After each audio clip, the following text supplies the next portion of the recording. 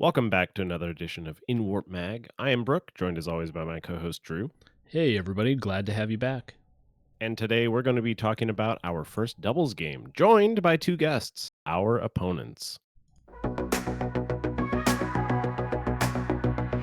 In the world's dark, twisty lanes where reality's a haze, there's a space marine named Scan passing the wartime craze.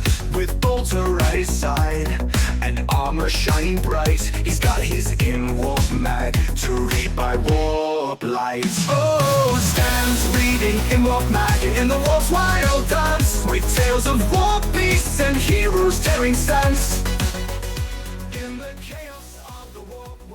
So today we're going to be talking about our first doubles game. This is something that we have been wanting to do ever since we got into wargaming. Some of the previous games that we got into weren't well supported to play doubles. We've always had a 1v1 on two different tables, and we learned that 40K has a good doubles system kind of built in from the tournament scene, and we decided to give it a try. Yeah, I think for me, as a more casual player, just playing doubles is very appealing to me because I don't have to worry about, for me, I don't worry so much about winning or losing a game when I'm playing doubles. It's just like a more fun experience because you're involving more friends, and it's not just like one person on the other side of the table, and it's just you're losing with somebody. So if you're losing, it's not bad, and if you're winning, it's just like, I don't know, it's you're sharing it with somebody. So I've always wanted to do doubles.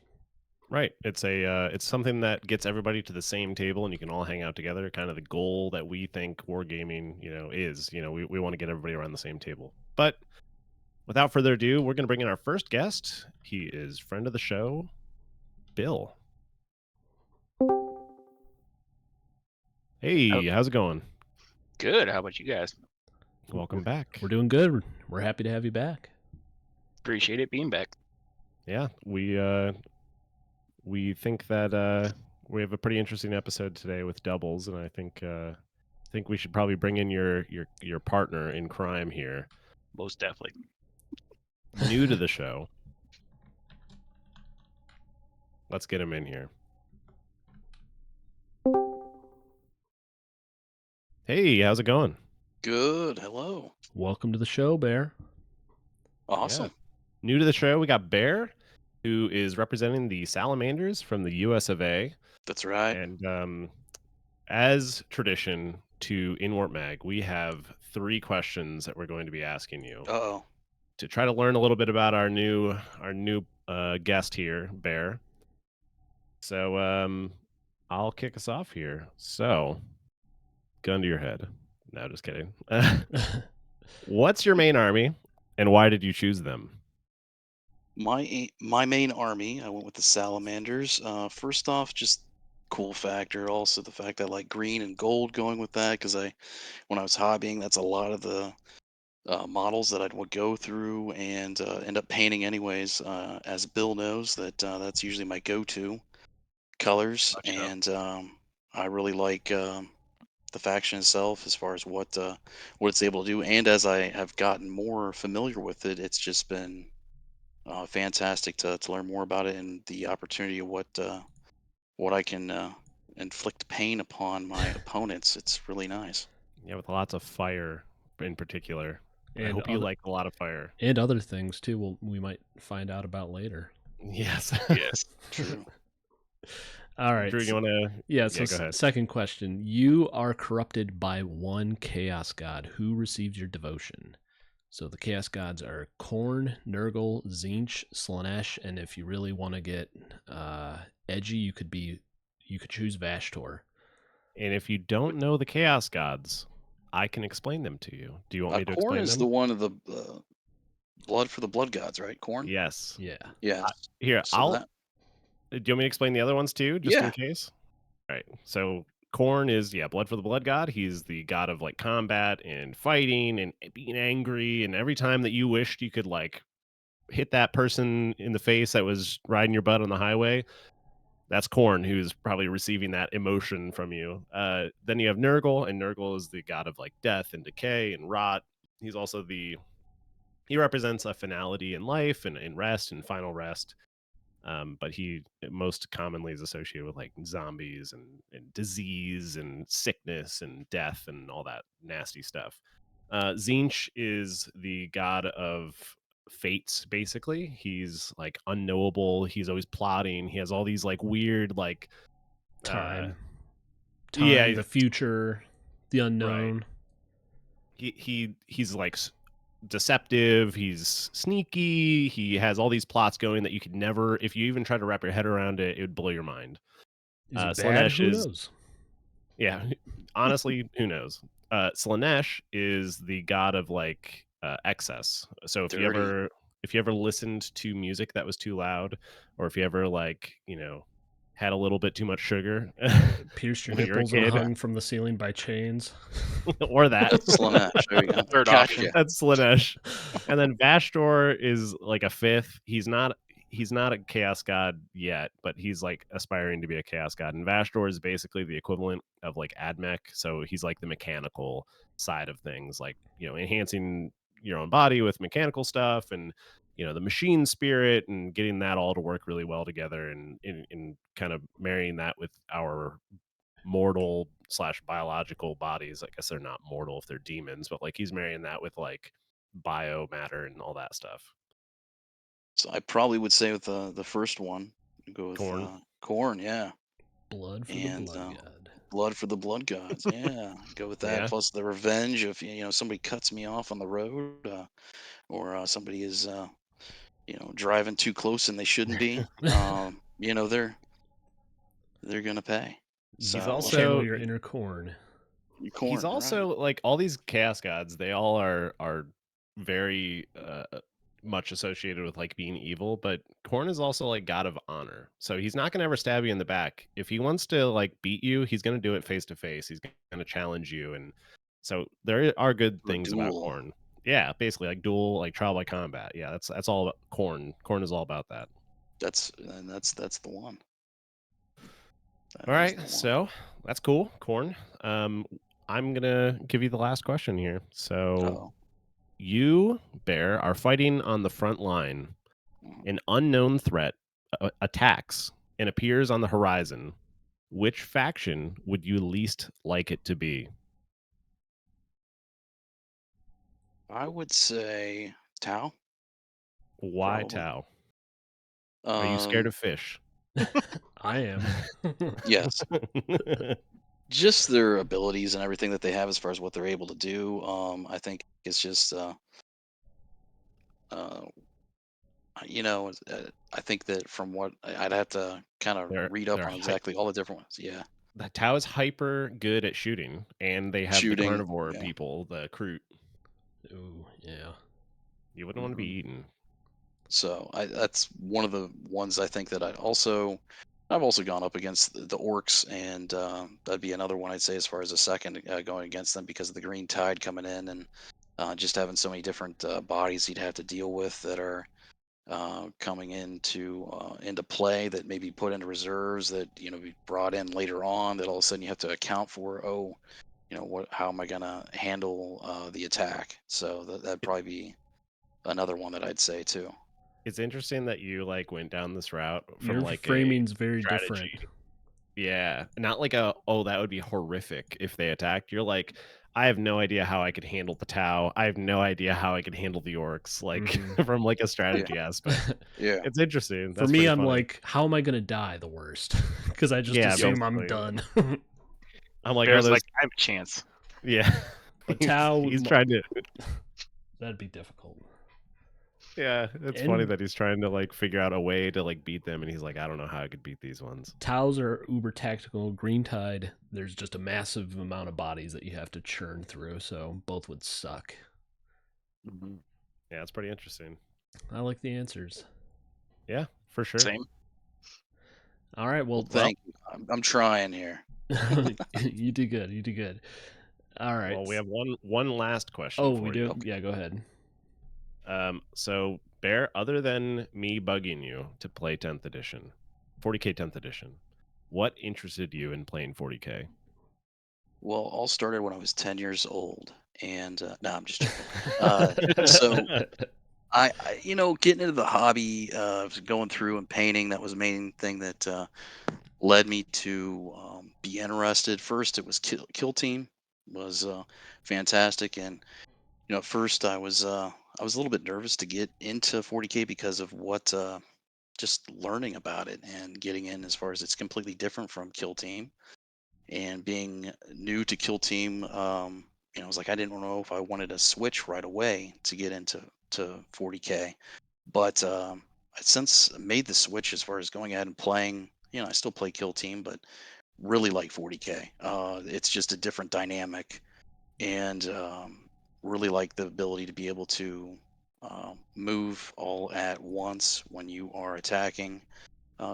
It's just different, and so I think that the thing that made me want to play was actually, seeing some of the videos that were going through showing different aspects of what you could do, and just made me intrigued. And it's like playing chess, but like times 10, and it's really cool. So it really has. I've been pulled in and really like it, and I really like the faction that I've chosen to go ahead and um, to play with, and it's been Cool. fantastic. That's cool. It's funny that now we have Drew surrounded by a bunch of Space Marines, which is Yeah, I'm sweating here right now. even more so than you were when it was just me and Bill. Yep. All That's right, good. so I mean, should we get into our doubles game then? yeah, definitely. All right, so as we said at the beginning, we played a doubles game, and Brooke introduced at the very beginning that Bill and Bear were our enemies for this list. So it was Orcs and Space Wolves versus the Salamanders and Grey Knights. So Bill was playing Grey Knights, not Iron Hands, for this game. Well, first off, I want to ask, how did it feel to be a traitor Space Marines Legion, Brooke? Well, I reject the premise of the question. It was a tepid alliance.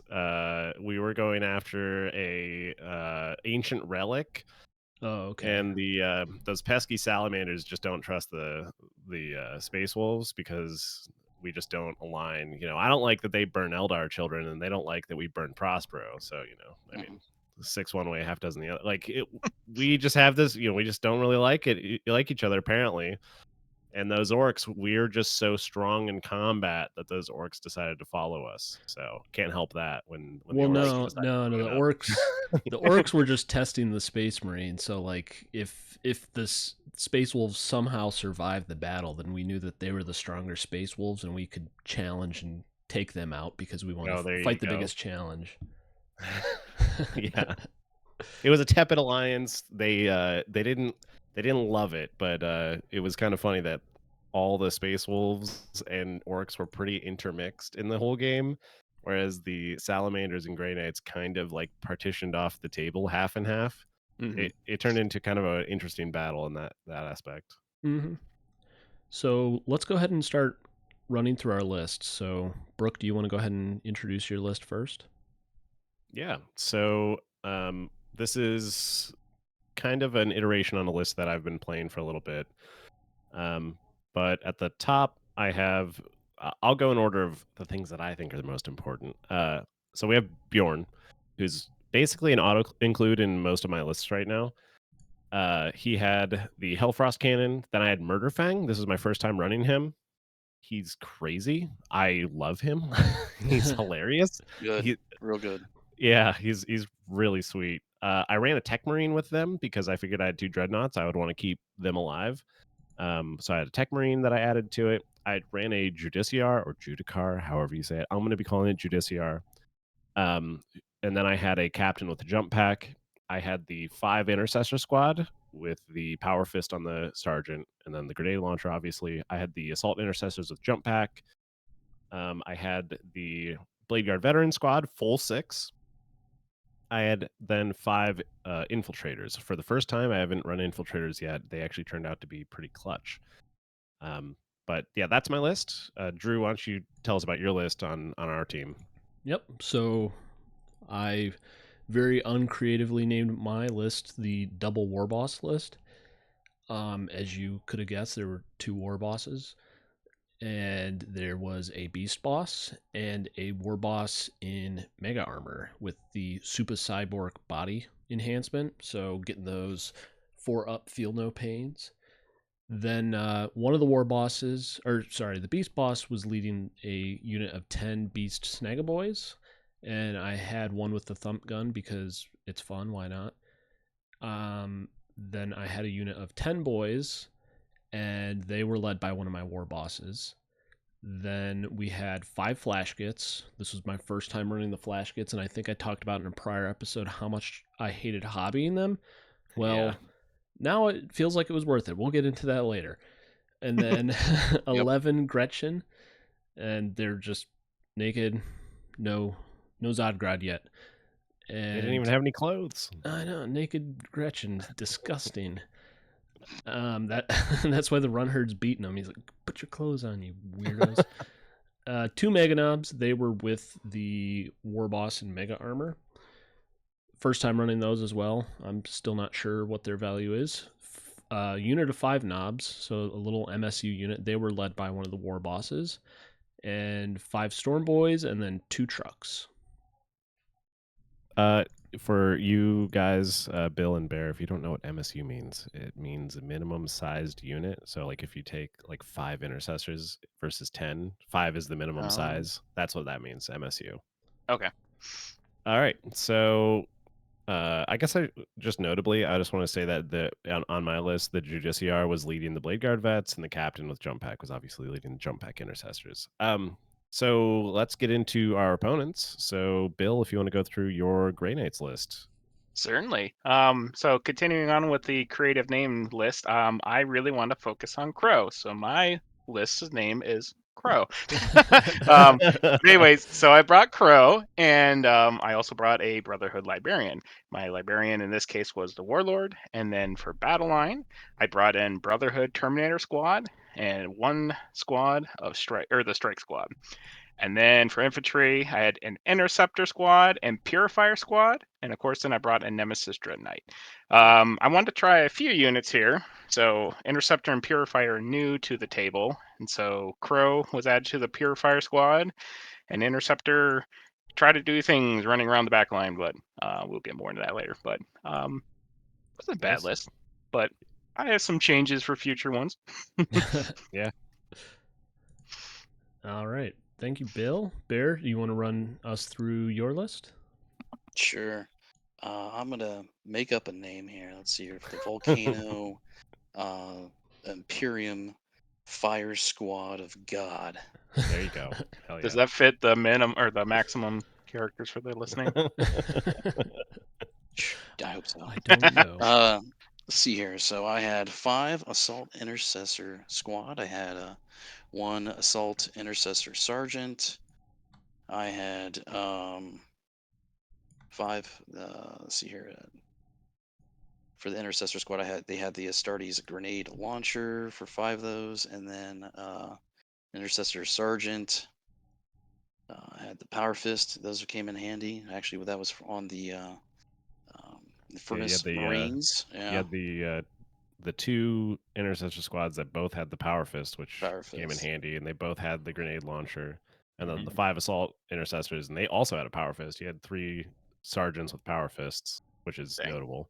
And then I had the Tactical Squad, 9 Tactical Marines, and 1 Sergeant that was sent in as just to be blown away, but to go ahead and lead the charge in the Rhino.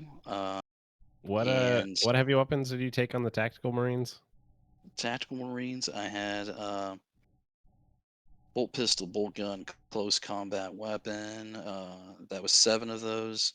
And then one I had the missile launcher, and I also had the plasma gun. So from the gun deck, then I was able to go ahead and shoot, because I think I could use both of those. Right. From the gun deck. Yeah. So that, and then I had Adrax Agatone as the Warlord.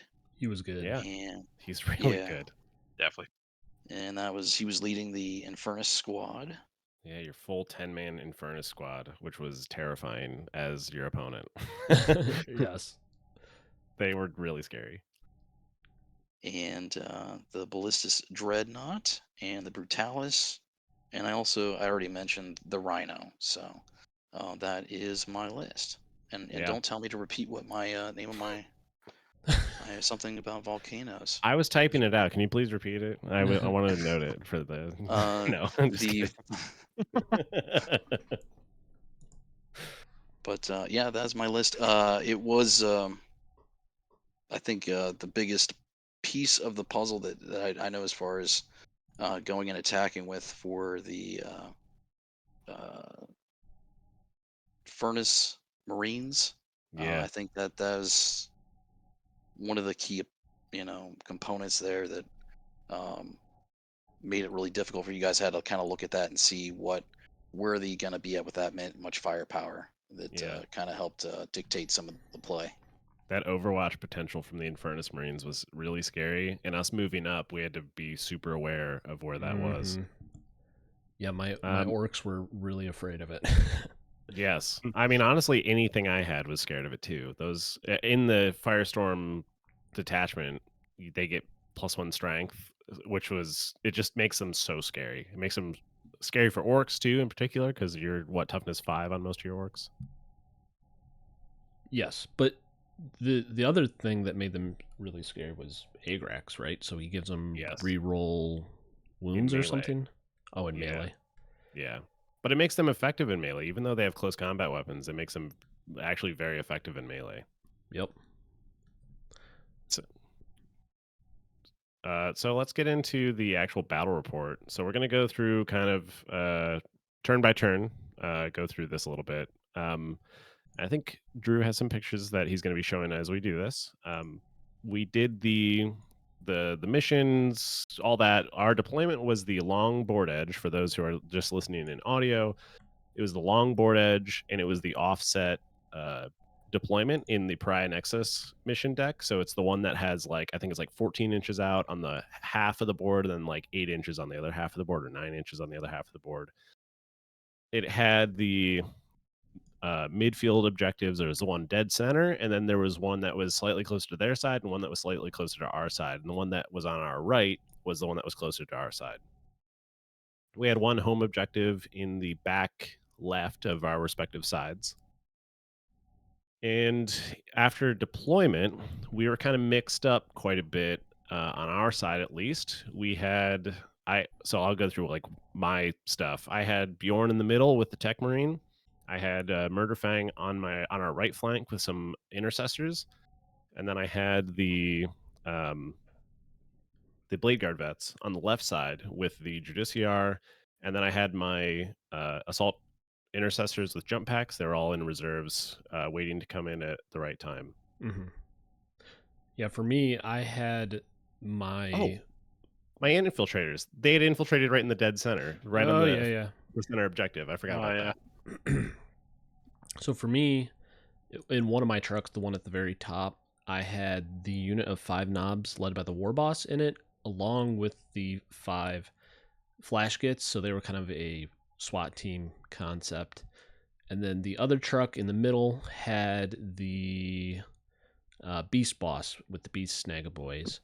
And then you can see my Gretchen here just kind of spread out. I think one of the things we were worried about was spacing out our side of the board to screen out any possible deep strikes by Bill's Grey Knights. So we were really trying to spread ourselves out on our deployment in case we, didn't go first and had to worry about some.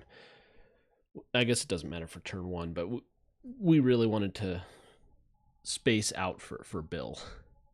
Yeah, you guys did really well.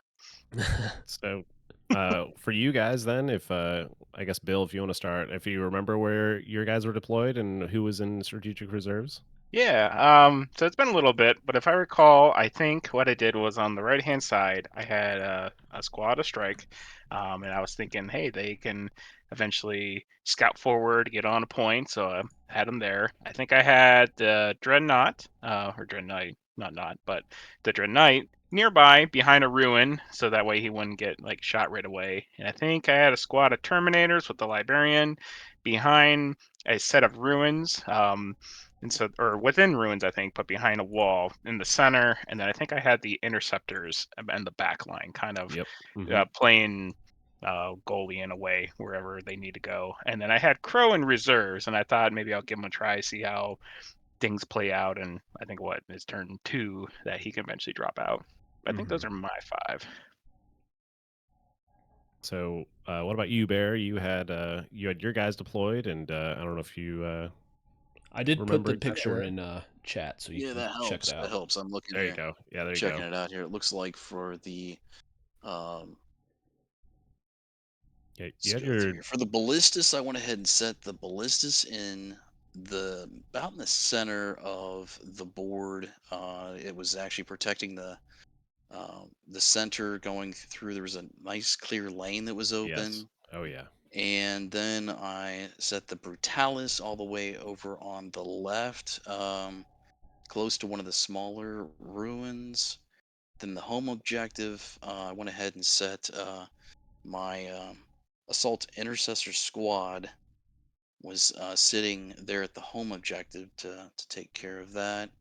And then I think I also had the other squad You had your just up. Infernus Marines right there in that ruin up at Yeah, the that's top. right. I couldn't see them because they're actually hiding Yeah, underneath that Mm-hmm. ruin. that's right. Adrax was there inside that ruin, out of line of sight, but they Mhm. were well within just a advance up and shoot. Yeah, I thought that was a good place just to make sure that they had the cover and then the opportunity to go ahead and advance if need be. And then for the Rhino, I put the Rhino with the Tech Marines ready to advance and kind of like a scouting team to go ahead and move up to that center objective. And I think that I had back, I can't remember who I had in my reserves. I think you had Oh, I was think the you had the assault, right? assault intercessors were in reserves, and I think you had normal intercessors on your home Normal objective. intercessor. Okay, the solid Mm-hmm. intercessor. That's right. Yeah, and then They you were had in your reserves. Yep. yeah, because your two intercessors were on the board. The one intercessor squad is backing up your Rhino, and then you had the other the one intercessor squad that was on the home objective, and then your assault intercessors were in reserve to possibly come in and contest one of the side objectives. I think Mm-hmm. Hmm. just to potentially bring them in and harass where you needed them to go because there wasn't really a good spot for you to put them initially. Yeah, I had plans. Yeah. Oh, oh, didn't you split up your squads of That's tactical right. For the marines? tech, Yeah.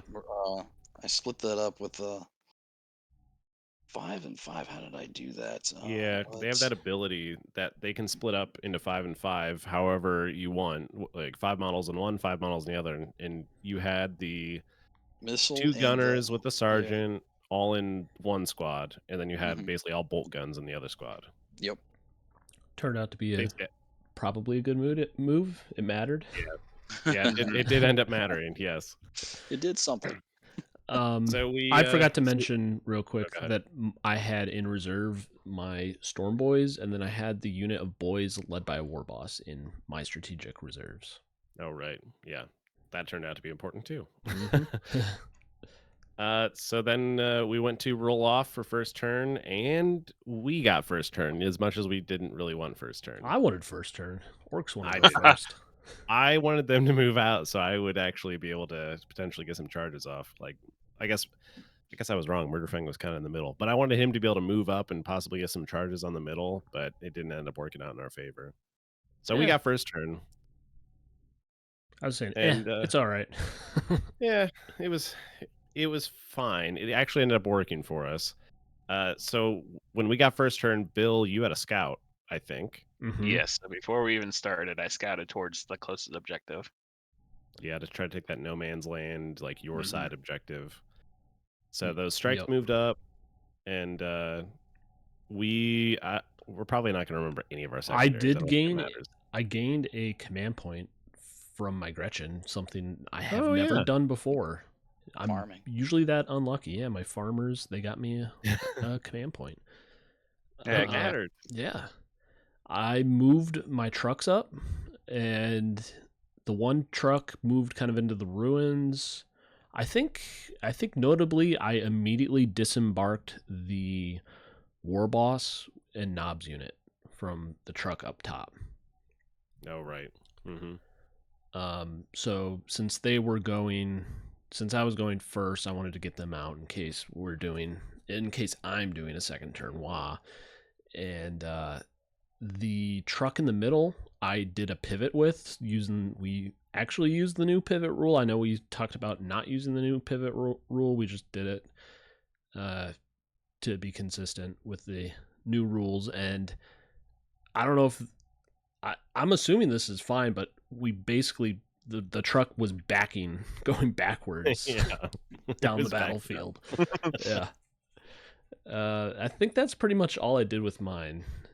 Yeah, and then I had Bjorn basically went into that center ruin and was just inside of it for cover, and then the Tech Marine was next to him, had lone op, but I kept him out of line of sight, basically against the wall. Yeah, and he was. Oh, go ahead. I was gonna say we had Bring It Down, I think, as one of our secondaries in the first turn, and we're like, well, this is gonna be freaking hard. And I think you oathed the Rhino, maybe. I think I did oath the Rhino. You're right, because I thought that maybe if we got line of sight on it, or maybe I ended up oathing. I don't think I could get line of sight to it. Okay. No, yeah, because I don't think I could, because I think I ended up oathing the Ballistus instead. Mm-hmm. I don't remember what the other secondary was, but I think we scored it, so we held on to that one. And did you mention what the primary was? No, I don't remember what the primary was off the top of my head. I don't know. Was it a Scorched Earth type of thing? Yes. Oh, right. It was Scorched Earth. And Yeah. we had a battlefield condition where if you had a battle line unit on a primary objective, you could score a victory point called Raise the Banner. And you could only do it like once per objective. Right. Yeah, and just to round out our first turn, like I moved up, like I said, Bjorn in the ruins, and then I was pretty cagey with Murderfang. I wanted him to get out of line of sight of the Ballistus, but move up towards what would be our side of the no man's land objective. So I moved him towards the ruin at the top and behind the short wall. And then I had an advance roll with my Blade Guard vets. That was huge, and they rolled a 6 on that, and they moved up to try to charge the strike squad. Yep. Because they got such a huge roll on that they were going to be within it was like a 6-inch charge or something. It was crazy. And then I had my intercessors on the top. They moved up and got on that objective to try to sticky it and get ready for basically just holding on to that for the rest of the game. We went into our shooting, and I apparently had orc shooting. I think I was infected because I was on the same team as them. I didn't do anything in orc shooting. I famously have orc shooting. Yes. Yeah. And I did absolutely nothing. Yeah, Bjorn took his Hellfrost cannon, shot it at the Ballistus. It literally bounced off, and I was like, okay. I couldn't do anything to it, I guess. Yeah, so our Bring It Down was not happening that turn. We didn't have, the Rhino was probably our best target to get Bring It Down, and we didn't have anything able to we couldn't really focus fire on it, and not that orc focused fire was going to do anything. I won't say my orc shooting was completely garbage on the night, though. We'll bring that up again later. Yeah. So then we went to charge, and I made a charge with my Blade Guard into the strike squad, and they killed them immediately, which was crazy. They disintegrated. Yeah, they spiked pretty hard, honestly. It was a spiky advance, then I got the charge off, and then they just absolutely had a spiky attack into that. The Judiciar cleaned up. He was kind of insane. But yeah, they captured that objective on turn 1 on the inside of the ruin, which was wild. Yeah, that charge was crucial because I think that's what ended up scoring our other secondary, which I think was maybe to take... It was either to destroy an enemy unit, or it was something along the lines of taking a no man's land objective. Yeah. So we did Yeah, score that one of our secondaries, and I think we ended the turn with like 5 points or something like that. Yeah, it was actually a pretty solid turn one for us. And we were kind of set up pretty defensively. We didn't move out too much. We wanted them to also have to move out before we wanted to expose ourselves too much. Yeah, the one ruin that was basically across, that was in our like natural expansion no man's land objective, we were all kind of staged behind that, and then we had another group moving up the middle. Yep. So you guys, Bill and Bear, do you guys want to talk about your first turn and kind of where you moved things, how you staged your units, whatnot? Sure. I can describe the few units I had left after that brutal attack. So as I was crying over my fallen strike, it's like, okay, I got 3 more on the field. And so I was thinking, I think we're kind of going back and forth what we wanted to do for a turn, but I thought maybe, you know what, I have my Dread Knight there. Maybe I can do some shooting into him. And so I, moved him closer so you can get a shot. And then my interceptors, I think what we wanted to do, I forget what secondaries we got, but I remember moving my interceptors more to Bear side to provide support. I think it's more to maybe screen out units potentially. Oh, did you But pull out your Terminators? Is that what yeah, ended up happening? Yeah. yeah. At the end of your turn, I actually I forgot I blinked them out because what I ended up doing was when they came on reinforcements, I did I forget what ability it was, but it allowed me to deep strike within 3 inches. So they got the surprise on the farmers. Yeah, they can. Storm bolters mattered. Yeah, that's actually one unit I found that storm bolters are pretty good with. Yeah, my poor Gretchen, they didn't really stand a chance. Like, Bear shot at him, and he's like, all right, what's your save? I'm like, I don't. Yeah, Yeah. Let's just it's die. like which. Oh, okay. Well, I didn't realize that. The before I did shoot at him, I thought because I had that librarian, that orc truck is nearby. I'm gonna do his what is it? His psychic ability to do Mhm. damage. And so it's like, Yep. okay, well, as long as I don't get a 1, this will be fine. I roll, I get a 1. Oh, okay. I just mind explode myself for like 3 damage. Or no, I Yeah, had you a have to roll roll damage. damage. Yeah. I took 4, and I think he only has 5 health. And it's like, very good, very good. Notably, my Gretchen were left with just the runt herd too. After you Oh, that's true. got your hands on them, and it was just like, didn't wipe the Gretchen unit, which you're like, that's annoying, and then blow yourself up. Yep. It was a Yeah. very poor turn for the Terminators and Librarian. Terminators were confused. They're like, our Librarian is like down. Well, we got to take care of this Gretchen, but they couldn't do it either. Yeah, we had a Heap up. confused librarian and a confused run herd who was like, "Where's my herd?" They're all a bloody pulp. He It's a saw the very truck confusing and corner. he just like hyperventilated and exploded his own mind. He's like, "Oh my god, there's a truck!" I've never seen a Exactly. truck before. What is this truck? Bears A wrecking ball? The Bears Salamanders had something to say to a truck later though. Oh, That is true. Very Yes. true. So yeah, Bear, your first turn. Okay, movement. first turn I moved the Rhino up the middle objective and to go ahead and scout, and then I think I moved the intercessor squad right behind that to the middle, and then I moved the I think I moved the dreadnought. There was a lot of The positioning that Brutalis? we were, yeah, the brutalis that we were trying. I was trying to figure out where I could get some more lanes for shooting because Bjorn was hiding behind the ruin, Yeah. just in the Yeah. middle. That he was right in that lane, and Murder Fang was right in that lane. I think you had actually at that time you had moved over towards the uh, top. Well, if you're top Yeah. ruin, I think you'd moved over that way. Yeah, Murderfang So, was hiding right behind that short wall, and then so Bjorn was in that ruin in cover, but he was yeah. exposed. So I think that I went ahead and captured the home object or raised the banner Oh yeah. for the home objective, took care of that. And then Oh, we had our objectives that we had. I went ahead, I did a move where I moved the Infernus Marines out to go ahead and be within a certain distance. And we also had, was it on this turn, Bill, that we went ahead and did that? yeah. I And think it's it was something to do with cleansing, and we had to be next to certain walls. yeah, I so think we that had I to had to move be my Mm. interceptors nearby, and then you got that other wall with was your within Infernus. 9 inches or closer or something. We had to Yeah. be with certain. Hmm. So I moved the Infernus Marines over towards the top left up there to be within that wall, and then we got points there. So that was really some of the positioning and moving. Really was trying to get points at first, and I didn't want to move in too far on the top left flank because I was waiting to see some of the movement to see where Murderfang was going, and to also know the truck that had just gone ahead and been that disembarked.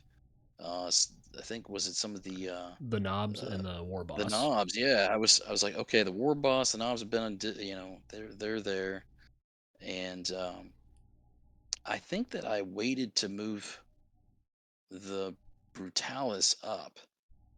I don't think that I He moved moved that. up to like just in between. He was like out off. He was off of the template on the terrain feature that your Infernus Marines were in, Hmm. but he was kind of like on his way to that objective without getting too far. Yeah, because the Melta is 18 inches, so I was looking as far as what was the option of taking a shot with that. And I didn't have anything available Well, did you shoot at my that time intercessors that squad? I mean, with that turn, I think you shot my intercessors with your Melta.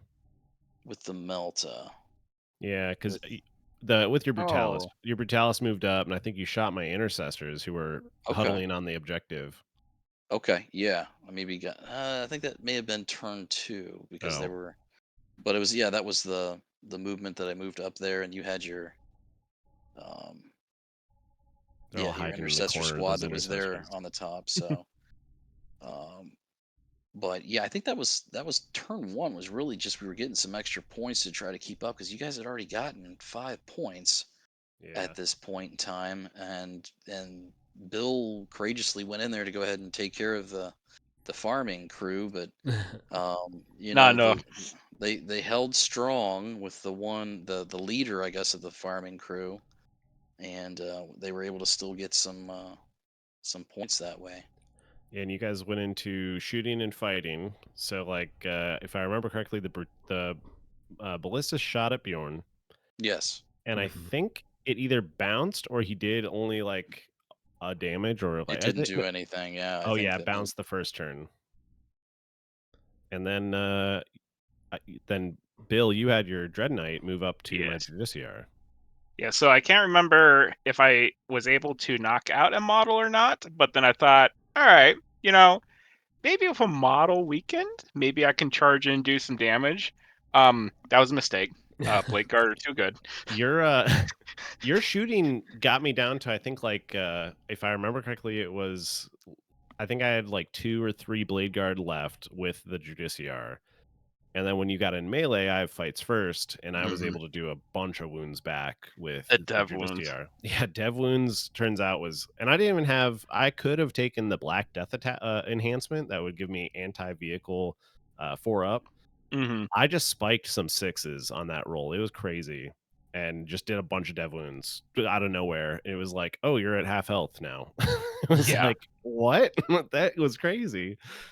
Yeah, I can't remember if it was a half or maybe even lower, but it's like, oh, Yeah. he's on the death's door now. So Yeah, honestly crazy. It was like the right move by you because I don't think you would expect that to happen normally. But yeah, like you had taken me down to below half strength, and then when you got in melee, it was like, oh, I'm just gonna kill him now. And then my guys are just like, nope. I put like 6 wounds on you. Like it was just it was yeah, crazy.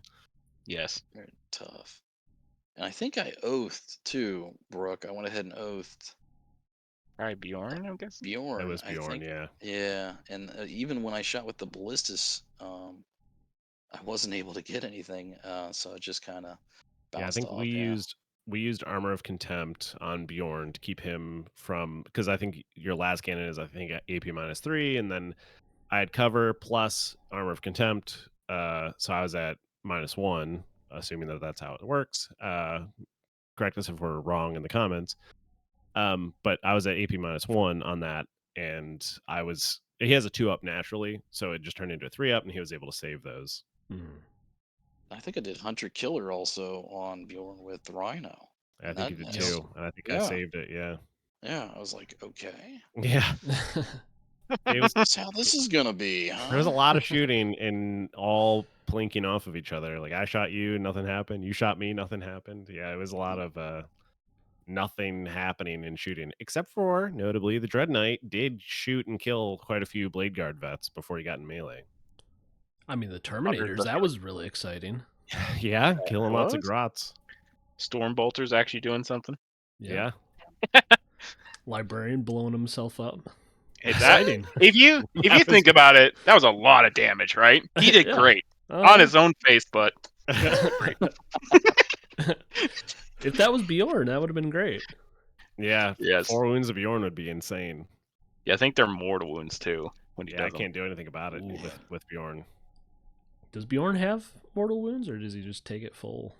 He would take it. Yeah, he has feel no pain of 5 up, but it's not for mortals. What I about would have to- the half damage No, buff that he has? doesn't. I don't think he halves that either. I think Yeah, mortal I think- wounds don't get halved. Yeah, Doesn't mortal wounds apply one at a time? I think so. Yeah. Oh, okay. So like if he jumped in on Bjorn, it's straight up damage. Like it's crazy. That's one of the like when I saw that he was taking the librarian, I was like, oh my god, Bjorn can die quickly to this. Joke's on you, Brooke. Joke's on you. Jokes on me. He killed himself. Yes, I'll do it first. So it swung back to our turn after that. You guys score? You guys scored for cleanse, and then I don't think you scored on your other one, if I No. am remembering correctly. I think you're right, but we did score that 1 point on banner. There you go. Yeah. Found the history books. I Banner think raid. you guys were within 1 of us on turn 1. I think you might have like 4 and we had 5. Yeah. I think. Yep. Yeah, probably. But So But then, yeah, command I'll phase take for it. us, we had the maximum primary that you could score. So we had 2. So we got 10 primary, and we kept the bring it down from the previous turn. And what we drew next, boy, I could not tell you. No idea. I oathed the rhino, I think, because we wanted to make sure we killed it because it blocked the middle pretty much completely. Yeah, And we had to get it killed. and I wad. So this Yes, was my yep. wad turn. No, I didn't oath the rhino. I oathed the Dread Knight because I wanted to try to kill it with Oh, my yes. Judiciar. Yep. I was like, I have to try to get a kill here. yeah, there's a lot of back and forth where you wanted the oath. Whereas Yeah. Grey Knight he was living on the Death Store, so it's like, well, do you put oath on that? Do you guarantee it? Yeah. And I wanted to try to get the as many hits as possible between the remaining Blade Guard vets, which I think I might have had 2 or 1 maybe, and I wanted to get as many rerolls as possible to have a chance at just pushing that last couple wounds through. And so yeah, like at the start of the turn, I moved Bjorn up to try to get a charge off on the Rhino. I moved Murderfang out to get a charge on the Brutalis. My Intercessor stayed put. My Blade Guard were in combat, and then I dropped in the Infiltrators stood there menacingly as they were standing right next to a Rhino. They're doing great. They're doing great. They honestly, yeah, it came in clutch on your guys' second turn. Yes, it did. But then my Assault Intercessors dropped, and they were going to try to help kill the Dread Knight because I have maximum plasma pistols with them. So I have the Sergeant, the +1 plasma to the squad that you can take. So there's 2 plasmas in the actual 5-man. And then I had the captain also had a plasma. So I had 3 plasmas to try to get a shot on the Dread Knight. And if they overcharge, it's strength 8 versus toughness 8. So they have actually a pretty decent shot at getting some wounds on them. So I dropped them in on the if you're looking at that first image, it was on the bottom left corner, their near side midfield objective. I have a picture up, and it is flipped upside down now.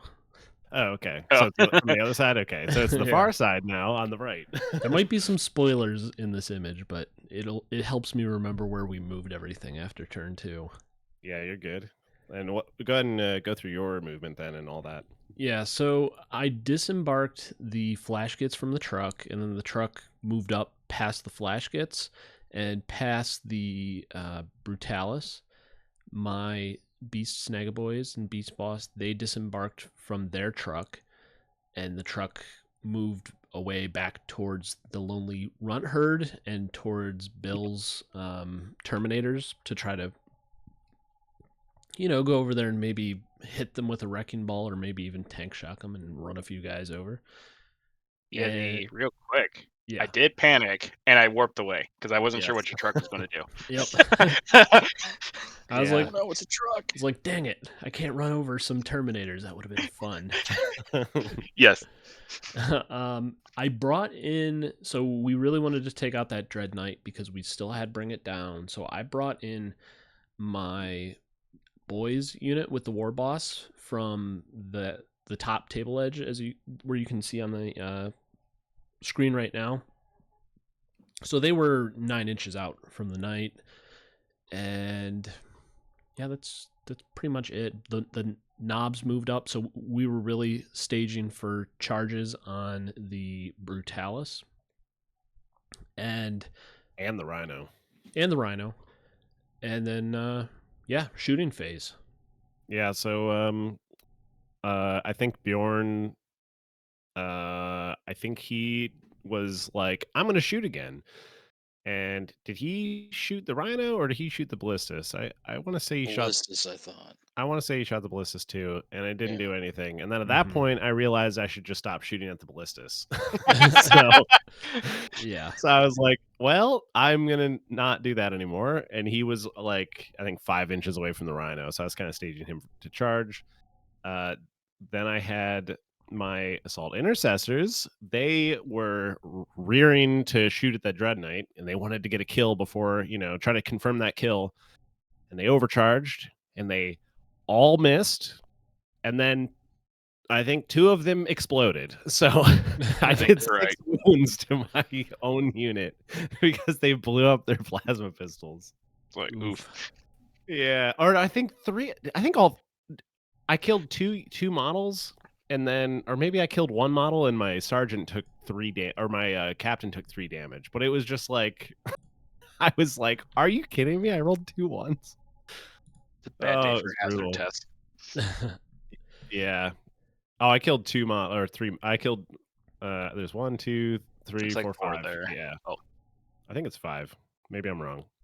But yeah, No. I did 6 damage to myself. So I think it was to my captain. Definitely was one of them, and he took 2, or he was down to 2 or 1 or whatever it was. But yeah, it was it was funny after you. I felt so bad for your librarian. I felt so bad that you blew up your librarian because I wanted him to do cool things. And then I'm like, okay, like I'm gonna try to take out this Dread Knight, and then my guys explode, and I was like, God dang it! Like Now I know how I it couldn't feels. believe it. Yeah. Yes. And then orc shooting, which usually doesn't matter, actually did something because this was the first time shooting with the flashgets, and I think notably we went upstairs for pizza at this point, and I'm like, and when we come back, my flashgets will shoot and do absolutely nothing, which was a lie because when we came back It's a down, lie. yeah, I shot the Brutalis, and I think I pushed maybe Okay. 2 wounds through on it, Yeah, which it was I quite a was, bit yeah. for shooting a Dreadnought, which is crazy. I mean, I think it's toughness 10 for the Brutalis. It was really good. Yeah, and I think I had a few sustained hits too, which really helped. And that was kind of the theme of the game. Ended up being one of the themes of the game for my orcs is I was getting a lot of sustained, it felt like. Mm-hmm. Yeah. Yeah, I don't think there's anything else shooting you. Is there, Brooke? No, I don't think so. I think my infiltrators and my intercessors just panicked in their corners and did nothing, basically. They didn't do anything. Hey, Drew, Yeah. do you have the other picture? Because this is actually, I think, in the maybe a couple turns ahead where Yeah, let me check. where This everything is is surrounding here. You can see the rhino is gone. I think I have a picture of the rhino. Here we go. I Yeah. just wonder if we had one where it was completely surrounded. Yeah. This is after our And charging in I turn just had 2. this image of the tech marines all just in there going, "What are we doing here? What did you do?" So they Yeah. Yeah, I'm bringing got that up completely right now surrounded. for everybody. It's a pretty funny picture. When we were doing it in the game, we were just like laughing at the picture of this poor rhino and all these It's a freaking tack mosh marines pit. just like, oh god. And they ended up having to disembark, but because it got kind of dangerous there, and I think they had to they, emergency disembark as they had, after yeah, we yes, they did, mosh and pit it.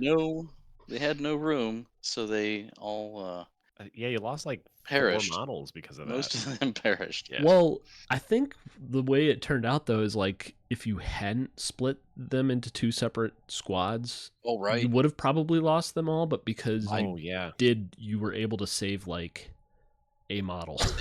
I saved a couple. Yeah, not many.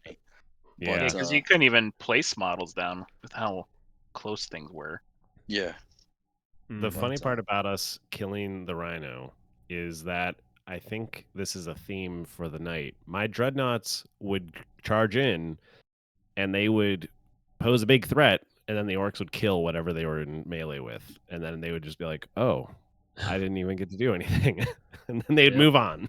They wouldn't get to do anything. To be fair, it was the Wa turn though, so you know that's what Yeah. I'm supposed to do anyways. I'm supposed to beat everything to a pulp on this turn. Yeah, the Beast Flash Boys in the Gits did middle. awesome. Oh, go ahead. Mhm. Yeah, the Beast Boys in the middle, which, what are they, anti-vehicle or something on their profile? Yeah, anti-vehicle 4-up, anti-monster, anti-vehicle.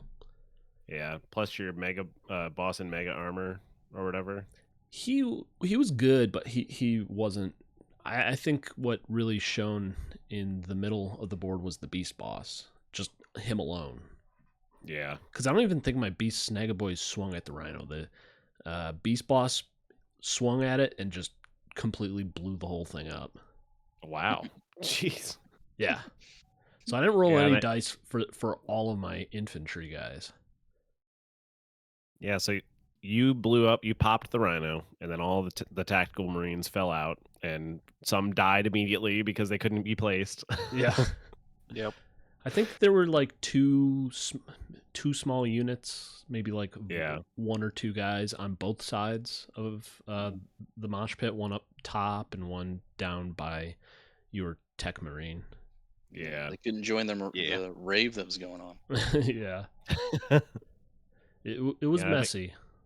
And I think on the other side where it was Murderfang and the knobs and the flash kits, I think the knobs, we made our charges there. So Murderfang and the knobs and the flash kits all made their charges. Mm-hmm. Again, your orcs killed the Brutalis before Murderfang could even do anything. Yeah, I think the Disappointing. flash kits actually were pretty good in melee too, which was surprising.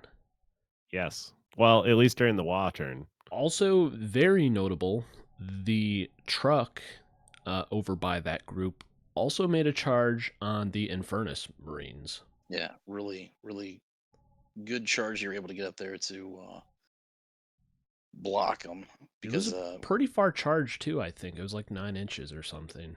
Yeah, It you had that was. advance of a 6-inch to get the truck even in position, and then you charged a pretty long charge just to And make... it wasn't like I was thinking about it. I was like, yeah, I'll charge the Infernus Marines with the truck because I don't know what else to do with it. Yeah. And it It was a turned smart out, play. yeah, it was crucial. And I really wasn't thinking about how much it could change the game when I did it. And because of how the terrain was laid out, you couldn't get off an Overwatch because you couldn't see it start the charge, and then by the time it ended the charge, you can't shoot because it was in melee. Mm-hmm. Well, wait. Did we do that wrong? Because big guns never tire because it's a vehicle. You could shoot into engagement, or no? Because they're No. engaged. They They aren't a vehicle. Yeah, that's right. Okay. And so I think by the end of our fights, we had cleaned up the Dread Knight, the Rhino. Yeah. Oh, we didn't even talk about that. Yeah. I Such a failed small my blip. yeah, sorry, Dread Knight. I failed my Yeah. charge with the boys. And I failed my charge with the assault intercessors, and then it was like, oh god, like we're not going to be able to kill the Dread Knight. But again, my Judiciar on his own spiked a dev wounds in to kill the Dread Knight, and then I think you rolled for one save and failed it, and it was just enough to kill it. Yep. So Dread Knight went down, Rhino went down, Brutalis went down. So I think we scored like 6 points on Bring It Down, maybe. Yes. So we did really good on that secondary. We had another secondary. I can't remember what it was, but we did pretty good on that. And I think we ended up scoring 11 points on secondaries for our round 2. It was honestly a huge turn. It was like almost the game at that point, because we had taken out the Brutalis and the Dread Knight and the Rhino. It was crazy. And that was most a huge of turn the for us. poor little tactical Marines who were in it got blown up. Oh, yeah, that was unfortunate. They were like, "What's going on?" Yeah, did you guys talk about the fight in the middle with the tactical specifically? Was that I don't remember it. Was that next turn or was that this? Oh, it might have been this turn. Yeah. I thought there was a lone guy. Yeah, the there was one guy that was left. uh, Do you have a picture of that? There was There one guy one left. Tech Marine. I thought he It was was the just Sarge that left. I After... think- let me look. I think after all the fights happened, we had killed the intercessors that were in the middle as well. And I think that maybe Bjorn did that. Maybe Bjorn helped on that. And I think that Tech Marine helped on that, because I think he got to punch with his servo arm and axe or whatever he had. That's right. So we ended up cleaning up the intercessors, and then we cleaned up the rest of the tactical Marines. And then there was one, and he was by himself. And he was there to withstand the horde that was the Space Wolves and Orcs combined. We just ran past him. They didn't even care about him. They was like, who cares about this guy? Yeah, he was a rock in a river, and they were just flowing around him. Here you go. Here you go, Bear, so you can remember him. There he is. He needs a name. That guy was a Steve. bad A. Steve. Yes. He was great. He Steve did a good job. he was Still even on the point, showing Steve. initiative, yeah. Yeah, he was holding the point. He was trying to, Maybe not Vulcan, but It was really funny. Poor little guy. Mm-hmm. I feel like we shot at him, but we could not kill him. That's right. I think we he was did, able yeah. to survive. Because I thought he was in melee, and I think when it was our turn, our Bear disengaged him, and then he was kind of there in front of the swarm. Yeah. But yeah, you guys might have shot at him afterwards, but We couldn't kill Steve. Steve. So yeah, that was basically the end of our second turn. We had killed the Rhino, the Brutalis, and the Dread Knight at that point, and we tied up the Infernus Marines, and we were pushing through the middle to try to push towards their home objective, and we had a pretty good hold on on either side of the midfield. But if you guys want to talk about your second turn. That's how the cookie crumbles here. It's just, Yeah. and we did have cookies that night too. Lots of did, cookies. yes. Lots of cookies. Yeah. So I think at this point I looked at Bear and it's like, I think I'm just Really? going to be rolling some dice. Yes. We were both like, all right, dice rolling time. Let's see what we can do. Yeah, I don't think we drew any cool secondaries. Probably ones that we just either couldn't do or they were so far out of our reach. Yeah, I burned them. Probably. And then I think when oh, that's right. I couldn't pull. I don't know. Oh, I think I pulled my Terminators back. Yeah, they were pulled back from our movement. That's right. Yeah. Okay, that's why they were not on the field. Then I had my Interceptors, Dread Knight died, and Crone reserves. Okay. Yeah, I don't think there was anything else special in the command phase. Do you recall, Bear? Because we can move I don't. I know from the other side, once the truck attacked, then we started to fist. That's what happened on that side of the board. You really wanted Contact. Yeah. So if we finish our movement real quick, I think I had my Interceptors run over to the Jetpack boys. Attempt to do something. I did have Crow drop in the back line to see if I can fight with the Intercessors. And I was like, well, okay, well, I want to see what Crow does and see if he could do some psychic flame stuff. So I moved him back there. And then the Terminators, because now we named Steve, and I was like, I gotta back up Steve. So in the one photo, Terminators popped up behind them. I think that's all my movement.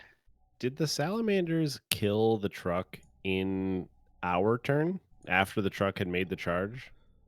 No, I didn't think that so. No, that was there's one point when health I thought was left. I Oh, couldn't right. yeah, use- that was yeah. another crucial thing is they fought and the truck survived with one, so it kind of screwed up your turn 2 with the Infernus Marines because they Mhm. couldn't disengage and Yeah. shoot. Yeah. That's right. That'd been nice if you could, all those flamethrowers.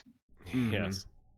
But that's what made it such a crucial move, and the fact that you're able to, advance, get there, tie them up, and to prevent that unit from being able to move up with, to take on. I think Murder Fang was up on that side, and then also your Flash Gits, and then you had the Knobs. I think were on that side too.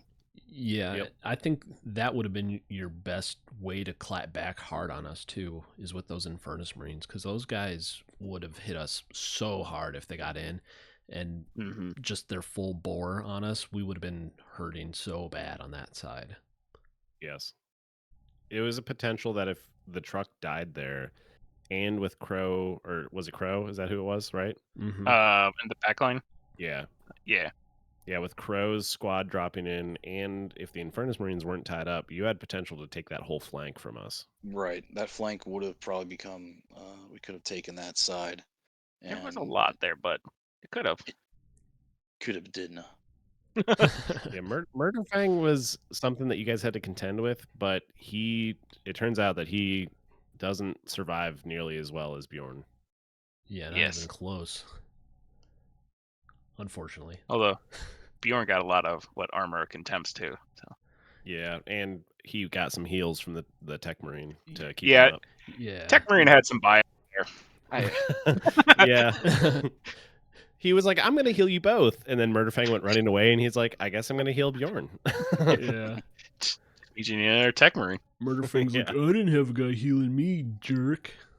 Yeah. He said that as he died. He got fisted. Yeah. Pretty hard. Yeah. Got a picture of that? I don't know. Can we show that? I do have a picture. Uh-oh. Get ready. I think Was this that turn 3 or turn 4? Maybe in turn 4. It doesn't. I mean, I don't know if at we this got point, to 4. We kind of Did we? crumbled, and it was. Yeah, that might have Oh, been turn oh. 3. You guys, okay, you shot the truck to kill it because you wanted to be able to charge Murderfang. And because it's a vehicle, you could shoot at it, right? Isn't that right? -1 to hit or something like that. Yeah, was it the intercessors that shot at the truck? I think so. Yeah, And we're they able did. to punch that last wound through. And they got rid of the truck, and then I was able to move forward. Yeah, No, you were I able couldn't. to charge up with your Infernus squad. Yep. I moved up. And I think I did also my intercessor squad. They moved over to shoot at Murder Fang.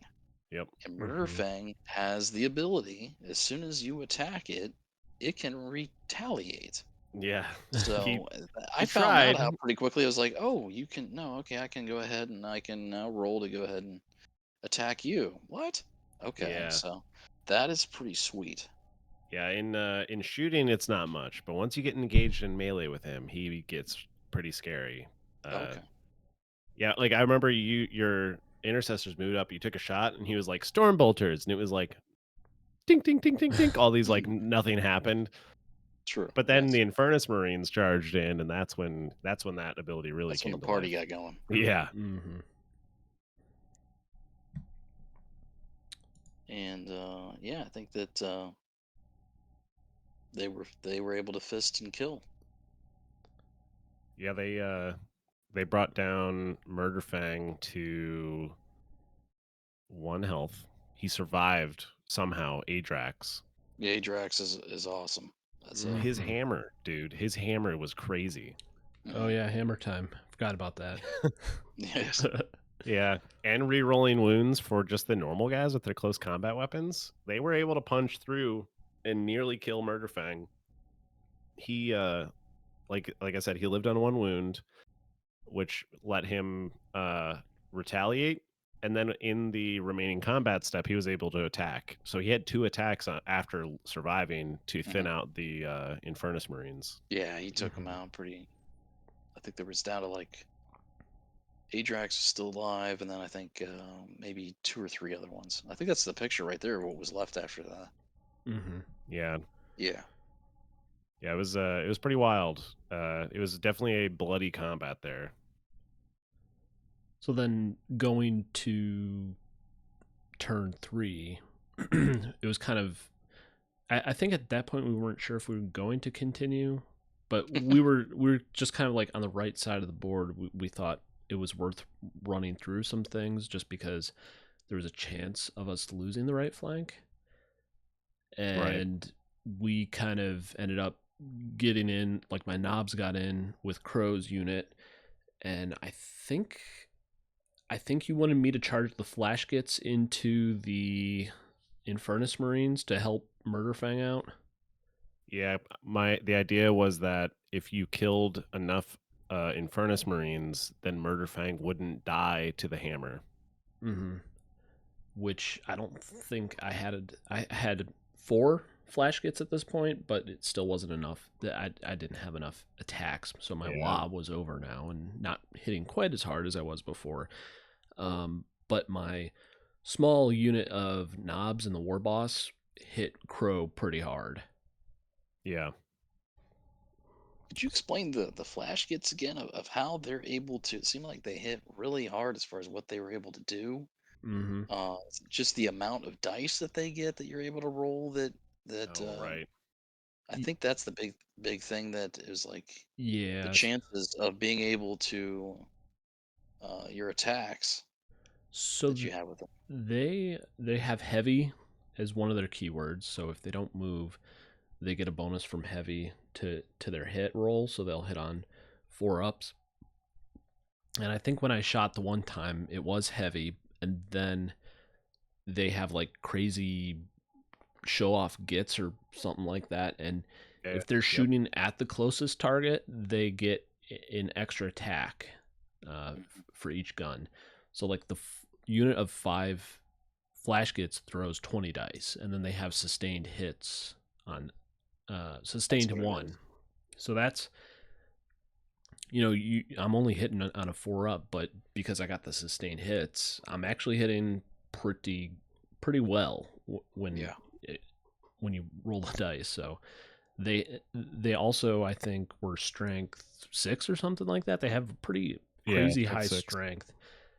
And then I think it was like AP 2, because orcs don't really have good AP, but that's pretty good for orcs. Their snaz gun has AP 1. Oh, AP 1. It's still better than most all other orc shooting, which is usually AP 0. Right. But it's 2 damage each, which is huge when it's shooting Space Marines that are normally 2 wounds apiece. Yeah, so they hit pretty crazy hard, but then in melee, they still have choppas, which is 3 attacks each. 4 attacks each. 4 attacks each, and they still have sustained.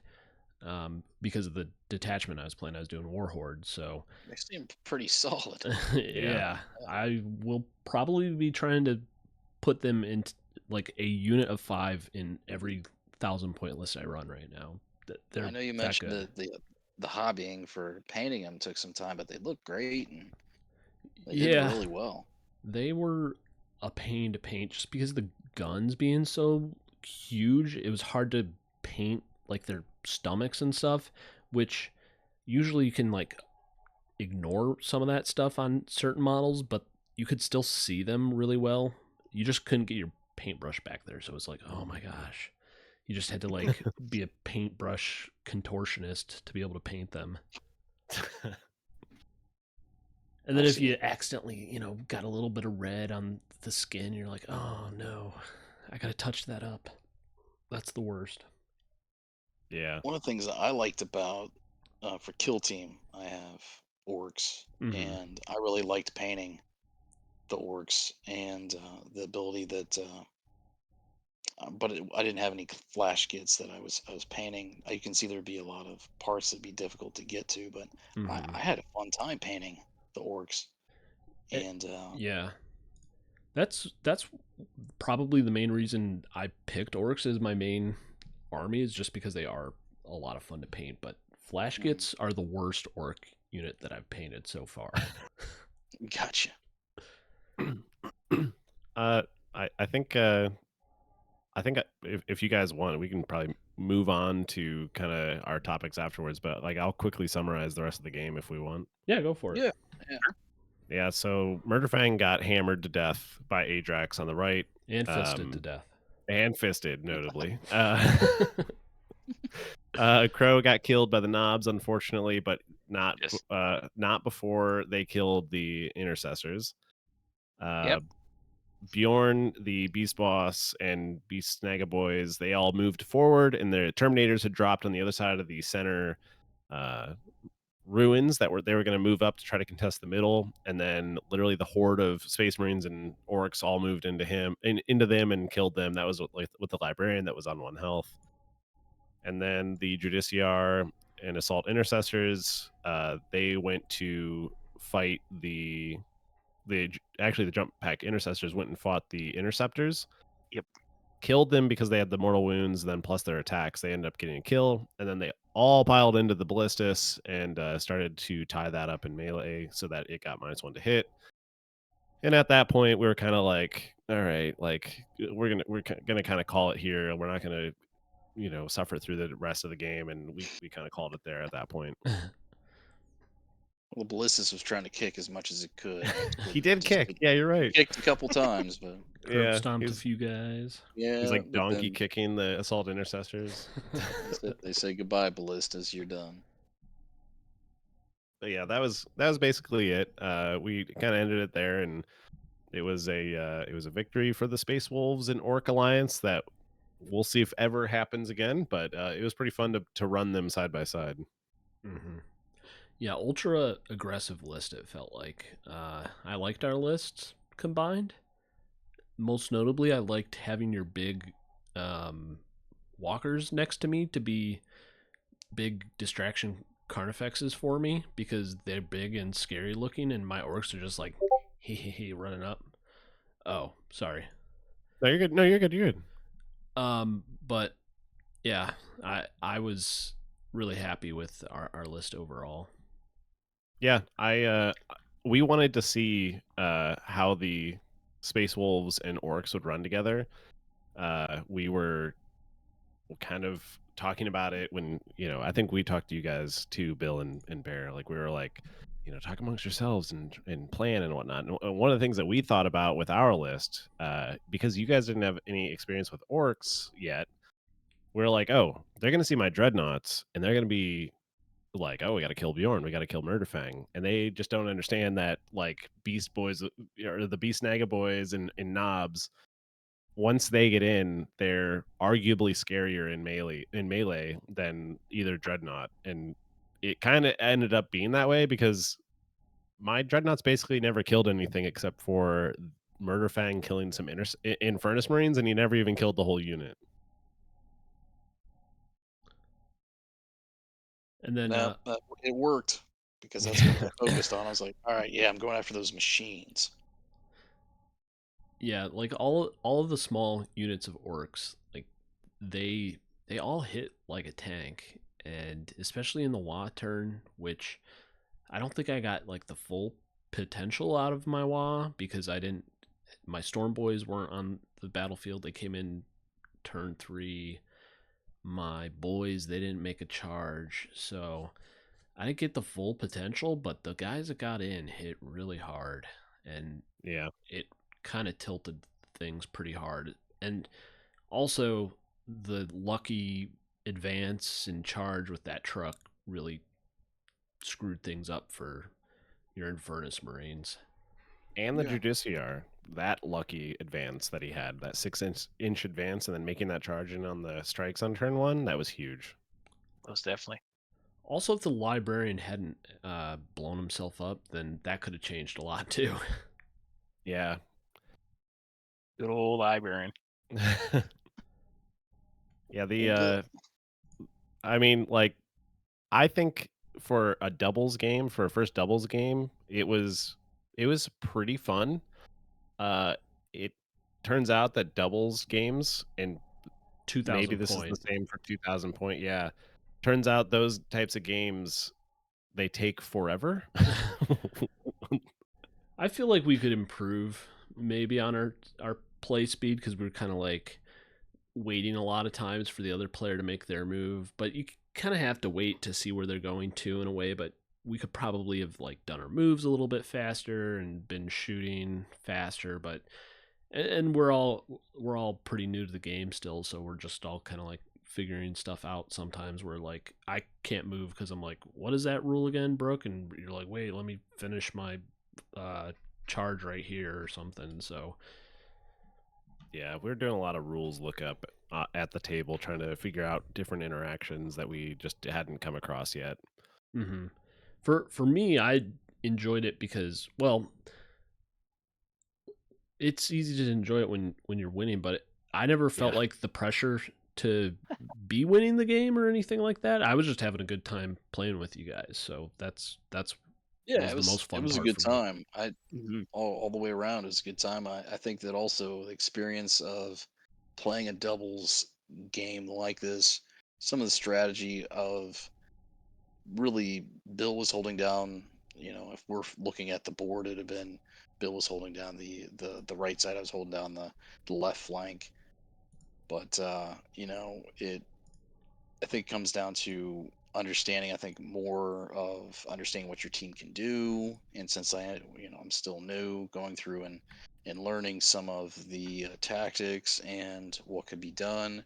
I think that you guys counter. You were able to counter what we were doing really well. And there were some things that just didn't, dice be dice. Some things didn't Right. roll the way we wanted it to happen, and Mm-hmm. that happens in any game that you have. And so it was a really good learning experience. I think going through and finding out what would I do differently. And playing doubles. It was fun. It was fun hanging out. And yeah, it took a little, probably longer than you'd have for a competitive play that you go ahead and you're focusing just on the game. But we were talking, hanging out, and I think also when I move forward, I'm going to get some data cards to understand some more information so that I'll have it readily available Mm-hmm. so that I can go through and be prepared for answering maybe some questions about what uh, toughness or what needs to be done for each squad that I have. Right. And what about you, Bill, on your impressions of playing doubles for the first time? I will say doubles, just as we played it, was awesome. Like being able to Yeah. see everyone's armies just all kind of clash in the middle. Well, a lot of you guys got the clash in the middle, but I meant figuratively on the table. But just seeing how we interacted, what we want to do is just like it was a fun time. I know towards the end it was kind of like, well, I'm just gonna roll some dice, but it's more now we get to tell these cool stories of like my librarian's brain melted or something like that.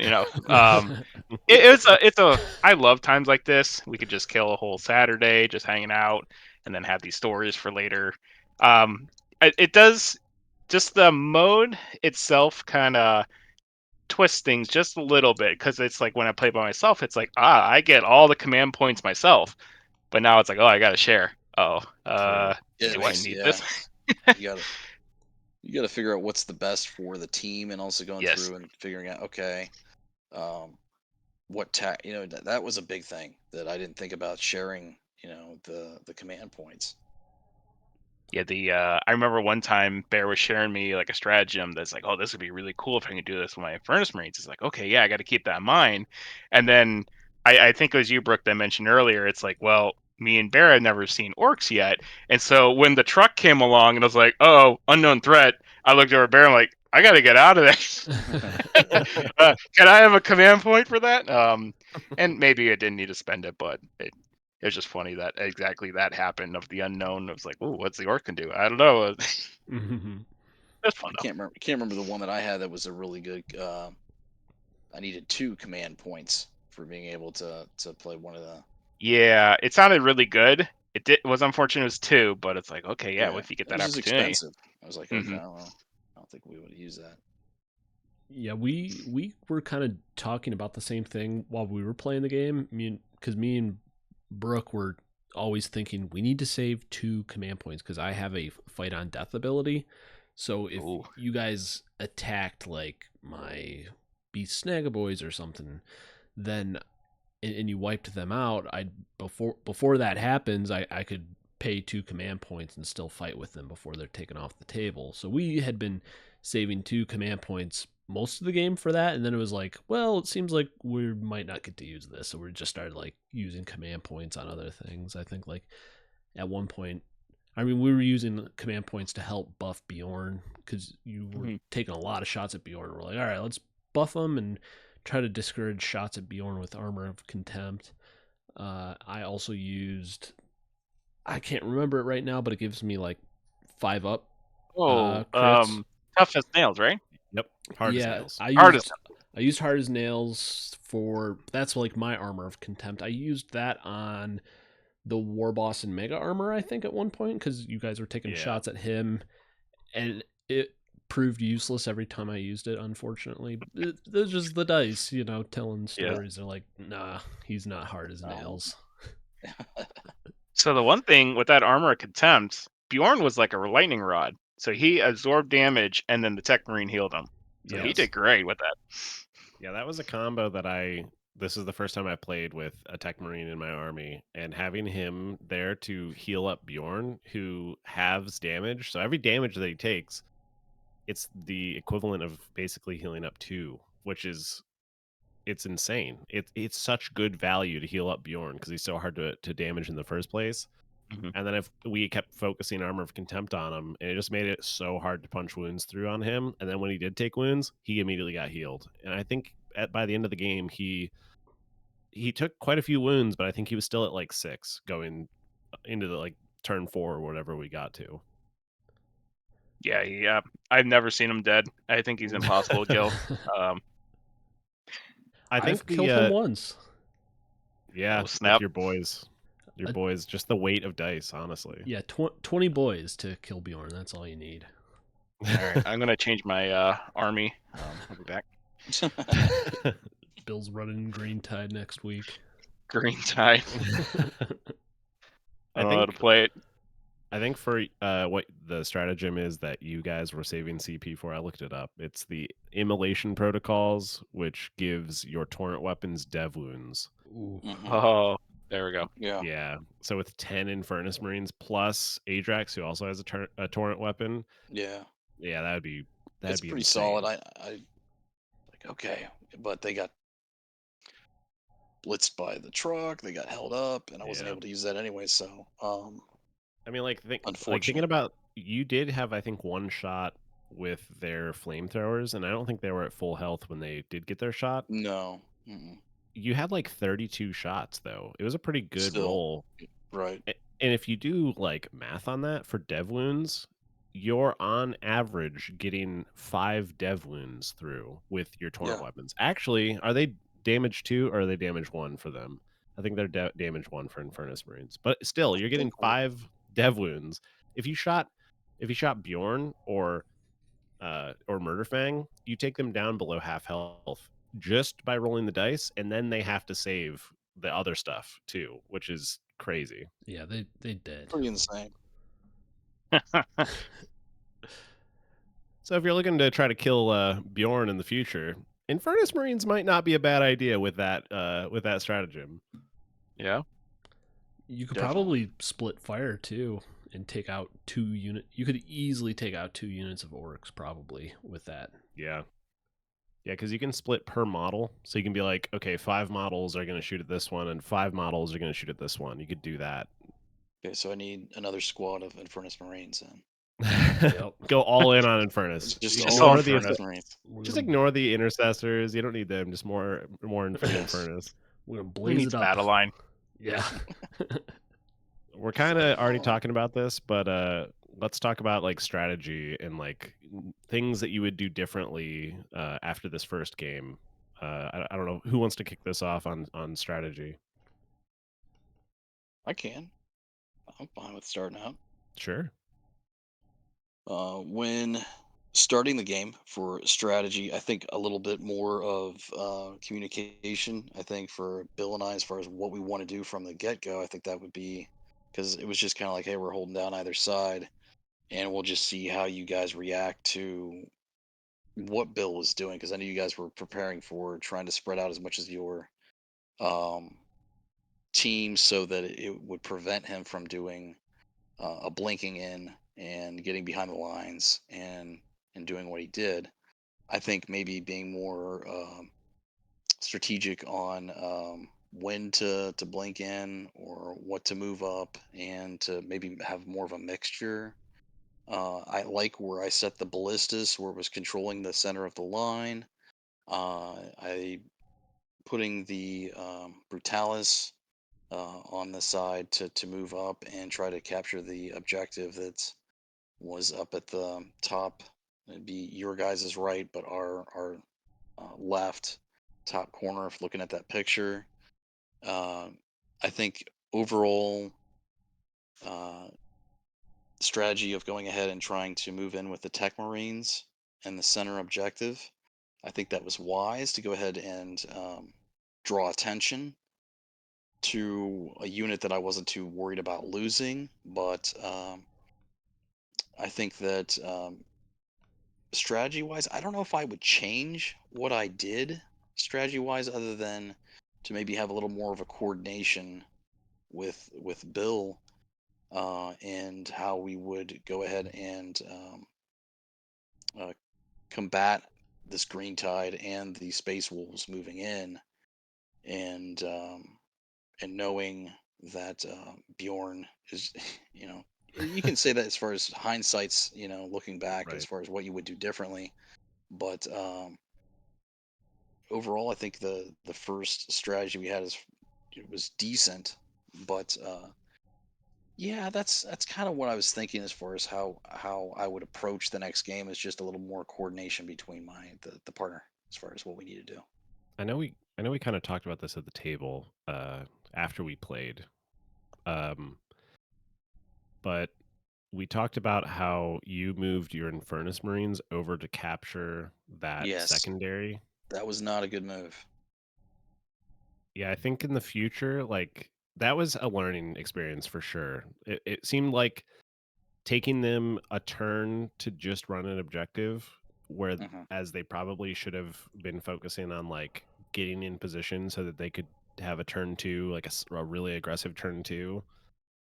That Yeah, that could have made a pretty huge difference on that and flank. I should have listened to Bill because I think Bill was thinking about like, is this really that important to do Yeah, this objective to move that way? That's a lot of firepower moving over just to get this. yeah, I know we were chatting back and forth of what unit would be good or not, but yeah, there was a lot of firepower in those Furnace Marines. Um, I couldn't remember if there's another unit nearby that could have done it or not, but yeah, there's a lot of this stuff with positioning. Sometimes in the moment it's like, well, maybe we can do this, and some other times it's like, well, maybe not so good. But Yeah, I think if I remember correctly, you guys were going to move in intercessors that were in that back corner over, Hmm. but they couldn't reach They within didn't have 9 enough. inches. Yeah. oh, I remember. I think the one thing was they wanted to get the Sticky. hoist the banner. Yeah, Oh yeah. or Oh That's yeah, right. That's why they raise the stayed. banner. Yep. yeah, Yep. that's why they stayed there. I think they actually could have made that over there to that line. But I raised the banner and I thought, oh, yeah, we'll do this and get another point. So we got 2 points there, but it was sacrificing position. Yeah, and maybe that's like part of our kill team experience speaking a little bit, because in kill team every point is crucial. Uh, eh, Absolutely, it like is. to the end, yeah, like to your end total of victory points. Every point is a difference.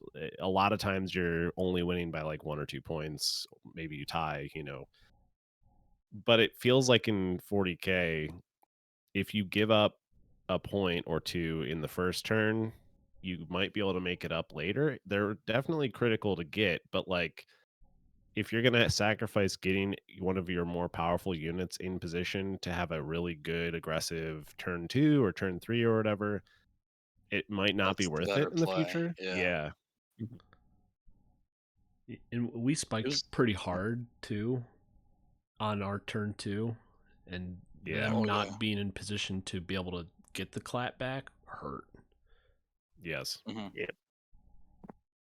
And in our turn 1, even with the blade guard getting that spiked roll, that was I would never be able to rely on that in the future. Like I think when I rolled it, I was like, I'm gonna move up.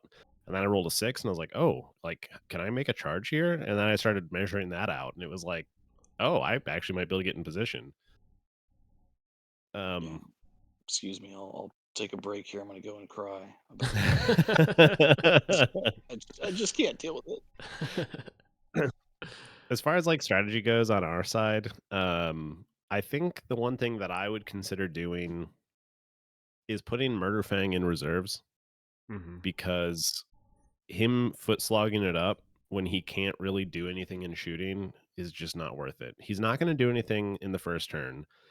So if he Mhm. comes in on the second turn or the third turn, he's still going to get plenty of value. It feels like it's better to have like a melee unit like that in reserves so you can bring him in where necessary as opposed to I'm going to put him on the board and he's going to be exposed to somebody's ballistas or something, to shoot him. True. Or like I was worried about the Melta, from the Brutalis.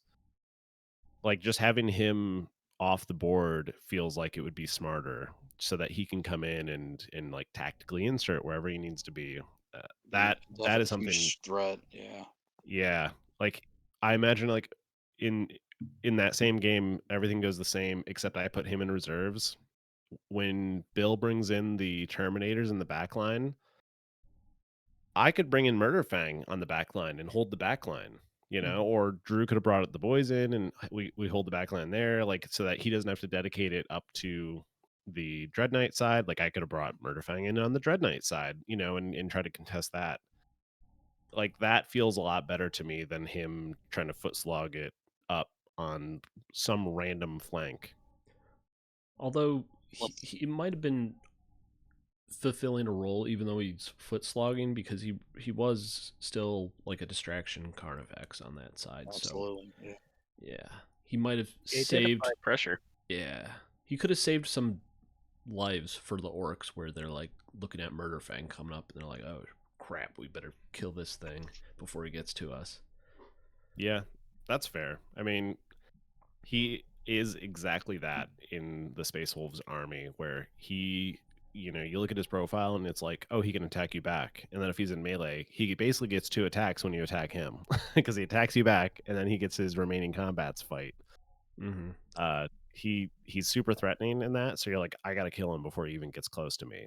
And Yep. yeah, he's going to take your shots that otherwise would go to your softer units that would die to shooting quickly. For me, the one mistake I know I made is probably, and this kind of just came down to the way that the deployment was set up with the terrain and where we needed to be able to deploy Bjorn and stuff like that. My Mega Knobs and Warboss and Mega Armor were probably way too far back off the line, but I didn't want to leave them out to be potentially shot if we didn't get the first move. So they were a little far back. I don't know. I don't feel like I was very aggressive with them. I probably should have deployed them on the line, especially since the Warboss and Mega Armor has that super cyborg body. And the other thing I wasn't sure about was putting my boys in strategic reserves. I'm still not 100% sure about it because we never got to take advantage of their sticky objective. I don't think we had a sticky objective the whole game, did we, Brooke? We did on our right flank. My intercessors did, but it didn't end for up a hot mattering. second. Yeah. Yeah. So it might have been good to have the boys in from the beginning because I could have stickied like our home objective or something. The boys kind of did nothing for me in the game, but that's okay. I think if you have boys not dying and not doing anything, for orcs, then you're probably doing okay. Yeah. I For sure. I will also point out on my list and just like strategy around my list, having the infiltrators in the list, and they jumped in the on the front middle objective. It actually came into play, and we didn't mention this before, in the, I think it was turn 3, when you're trying to bring Yep. back your Terminators. hmm You were going to support our left, your right, where the Dread Knight was, and because their bubble was so big, even though they're right in the middle, you couldn't put them where you wanted to, and you actually ended up putting them. That's when you ended up putting them in front of that ruin. Yes, and so yeah, I know for the story it was great to back up Steve, but yeah, the orcs and the assault jump pack guys, and then of course the interceptors not interceptors, infiltrators. They just created such a big bubble around there. I'm like, I can't even put them where I want them to. They did so well with like spacing out stuff, so it's like, okay, we'll back up Steve. Yeah, it it makes me want to always include infiltrators. And it's not even just because it's Grey Knights and they can obviously blink out, come back in every turn, but like for deep strikes in general, they just you hmm don't realize how large that bubble is until you actually have them on the table, and you're like, wow, they deny a massive area. It's crazy, especially Definitely. because you can chain them out because it's a 5-man. You can chain them out in a line, and suddenly you have this massive area that is completely locked down by them. Yep, and then your other units can fill out spots too, so you can kind of create a nice little wall, a bubble. Yeah, because in our 1v1 games, it's been tough trying to screen out the Grey Knights, and like that one unit is like, again, it's not just for the Grey Knights, but Yeah, trying to screen out deep strikes in general is tough in 1,000 points, and this one unit can basically do it on their own with just 5 models. very true. Um, So, so I think now that we've just talked about maybe some strategical issues, are there any like list changes that you guys would make to what you ran, or would you just want to run a completely different list? What would you do in that department? Who wants to go first? I can go first because I got I think there's a lot of things in my list I'm going to change. Heyo. Yeah, I wanted to try a few different things for this list. And so it's kind of like, well, I've heard the librarian's pretty good, and he probably still is, but I wouldn't. I probably venture to other heroes to see what they play like before returning back to him. He's cool, but he's also 120 points cool. So um, I might see about some other things for list building. That and um, and Crow. I like him, but I don't think I'm going to put him in reserves next time. Just sat too long, and then I think with Grey Knights' gimmick, he should be out sooner, and then return back to reserves and pop back out the next turn when they need to. But Yep. It seems yeah, like Grey Knights do better to be on the table rather than being in reserves because you're not locked out from, Mm-hmm. yes, coming in. yeah, because if Crow could have dropped back behind the strikes first turn or whatever it be, they could have backed up there with the Termin or the Dread Knight, but he was stuck in reserve the whole time. Yeah. What about you, Bear? On your list, do you have anything that you are looking at or wanting to make changes to? Yeah. Let's see here. Yeah. Um, let's see here. What was it? We're talking about the Land Raider Redeemer, I Our think. Lord and Savior, the Our Light Lord and Raider Savior. Redeemer. The Redeemer. That's 285 points. Yeah, Wow. it's 200. It's still cheap. I know, isn't that crazy? It's only 285 points. So I guess if I put that in there, I would be dropping quite a bit off of. What would I lose here? For Yeah, I think. context, Gaz is 235 points. He's my Okay. Yeah, my Primarch equivalent. Okay. So I was thinking about putting that in instead of having the Razor or the Rhino. I think is what I had for my list on there. So I would be still keeping the Brutalis, the Ballistas, Yeah, I know you like those And dreadnoughts a lot. I do. I mean, if I moved up to, I know I've already talked with Bill, talked with you, Brooke, about moving to, if I move forward with to 2,000 points. It's in the future, but wanting to get probably a ballistas. This is, I guess not the list for the 1,000. If I can talk about a 2,000 list, if that's all Yeah, go right. ahead. Hmm. You good? Um, so I think that if I had on either side, if I had the ballistas to cover, put down fire, and then probably 2 brutalises, I think that'd be good for them to move up. And then I'd want to get another Infernus squad. I'm trying to think how many points that's. That'd probably be up close to 15 to 1,600, probably right around there. At that Yeah. point, Mm-hmm.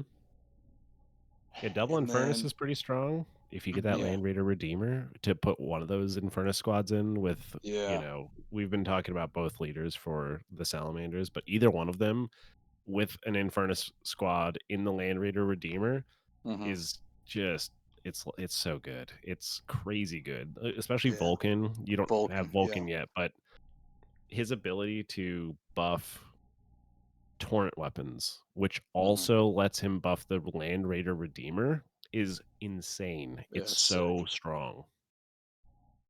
So, and also his ability to go ahead and then get an objective to go ahead and do Oh for yeah, his OC10 ability. OC10 ability He for says that. that That's huge. objective. That's my objective. That's mine. So, I mean, that other than probably changing out some things for the 1,000 point, for maybe changing the vehicle from the Rhino. I'm not sure exactly what I changed from that list. I thought it was fun. I liked how I had it set up. I think it works well. I like using the tactical marines as far as a way to scout and breaking that into two squads. I think that is what I'll continue to do moving forward.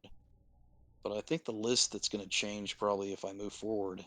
Um, Maybe I'll have some more, probably some more like ballistas. I'd like to have those because that really puts a big threat, and you can tell it draws a lot of attention. And then I Yes, think being able to move up, um, it helps with that holding two, to have that you hold 2 lanes down with it. right. Like it And held down that center lane pretty well because I was afraid to move mhm, up anything into that center.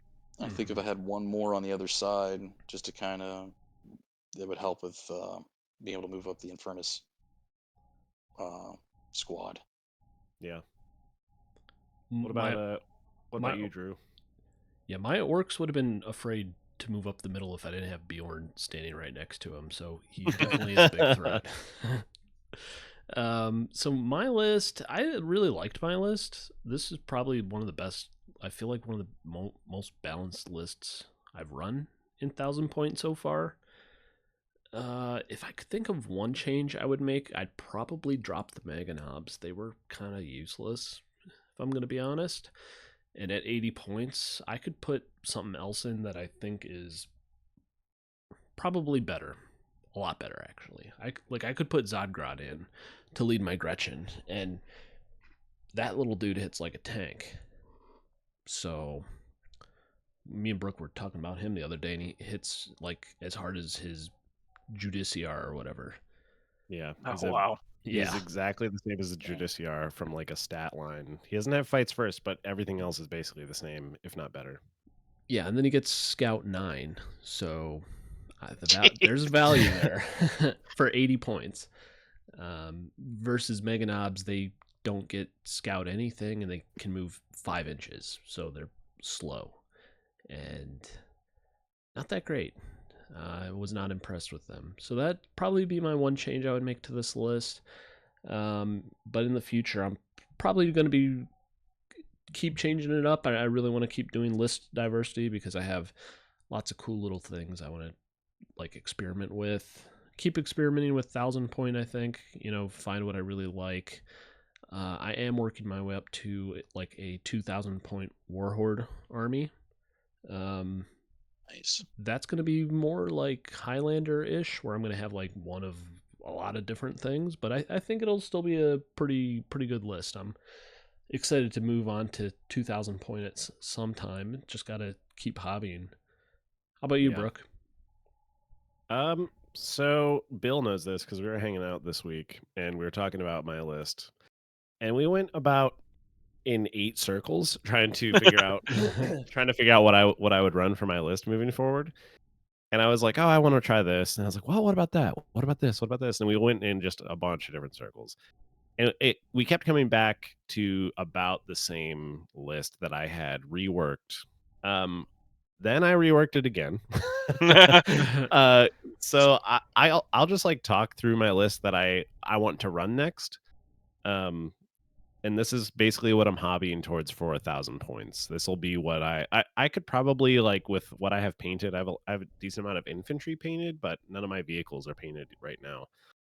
But this is what I want to work towards for basically the next time we all play. And basically, it always starts with Bjorn. But what I learned in this game is that his Hellfrost cannon is not an all-comers kind of weapon.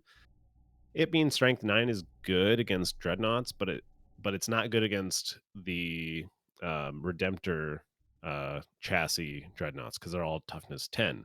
It's good against like smaller ones, but it can't punch through tanks either because it wounds them all in 5s. So I ended up putting the las cannon on him because that would be a one-shot wounding on or strength 12, which makes it significantly better at punching through armor. So when he's moving up the board, he's going to have a gun that can actually do damage, as opposed to the Hellfrost cannon, which is good because it has the flamethrower profile for like Overwatch potential. But I have things that I would rather spend my CP on than Overwatch. I'm keeping the Judiciar in the list. He's just so good. Fights first is insane, and I'm going to run with him with Blade Guard still because the Blade Guard are crazy.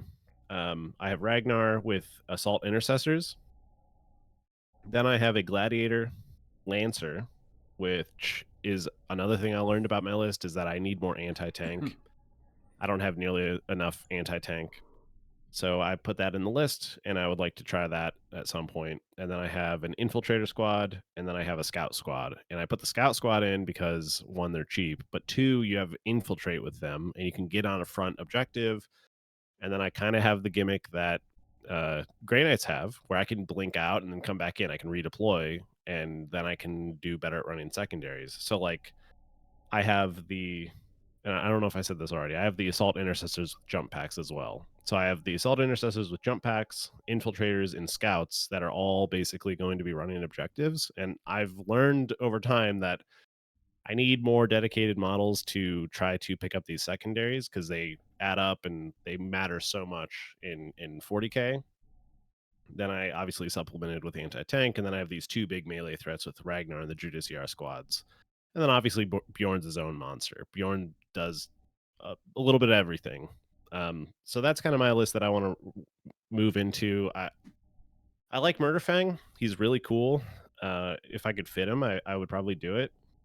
I could fit him if I really wanted to, instead of like Ragnar and the Assault Intercessors. But I think the infantry are really good in 40K, where they can move through terrain, they can walk through walls, whereas Murderfang, I'm having to maneuver around all the terrain. So that's kind of a big deal when you're trying to get from A to B to either kill something or run a secondary. Mm-hmm. Yeah, the infantry is great for staging. That's something that was really apparent in this game, the way that Murderfang and Bjorn had to just kind of plod through the lanes and just keep taking shots as they're trying to get into the fight. Yeah, it's a big deal. It doesn't seem like it would be a big deal, but it really is. Mm-hmm. Well, do we want to do our last topic, or how are we doing on time? We are coming up on an hour and 53 minutes. So if we want to just kind of wrap up and do just any closing thoughts, so like what our overall impression of the game is, just give some of your final thoughts on your first doubles game.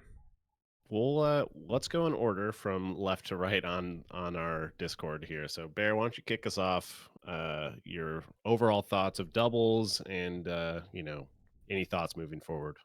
Yeah, I thought it was fantastic to go through and see how each of the factions, as far as how they work, and that I got to see the orcs and the space wolves work together as a team. That was fantastic. And I think that doubles play really liked it, and it's been great to continue to learn about 40k and continue to build my army and get prepared for the next battle. Definitely. So for me, I really enjoyed playing doubles, and I'm looking forward to the next doubles game.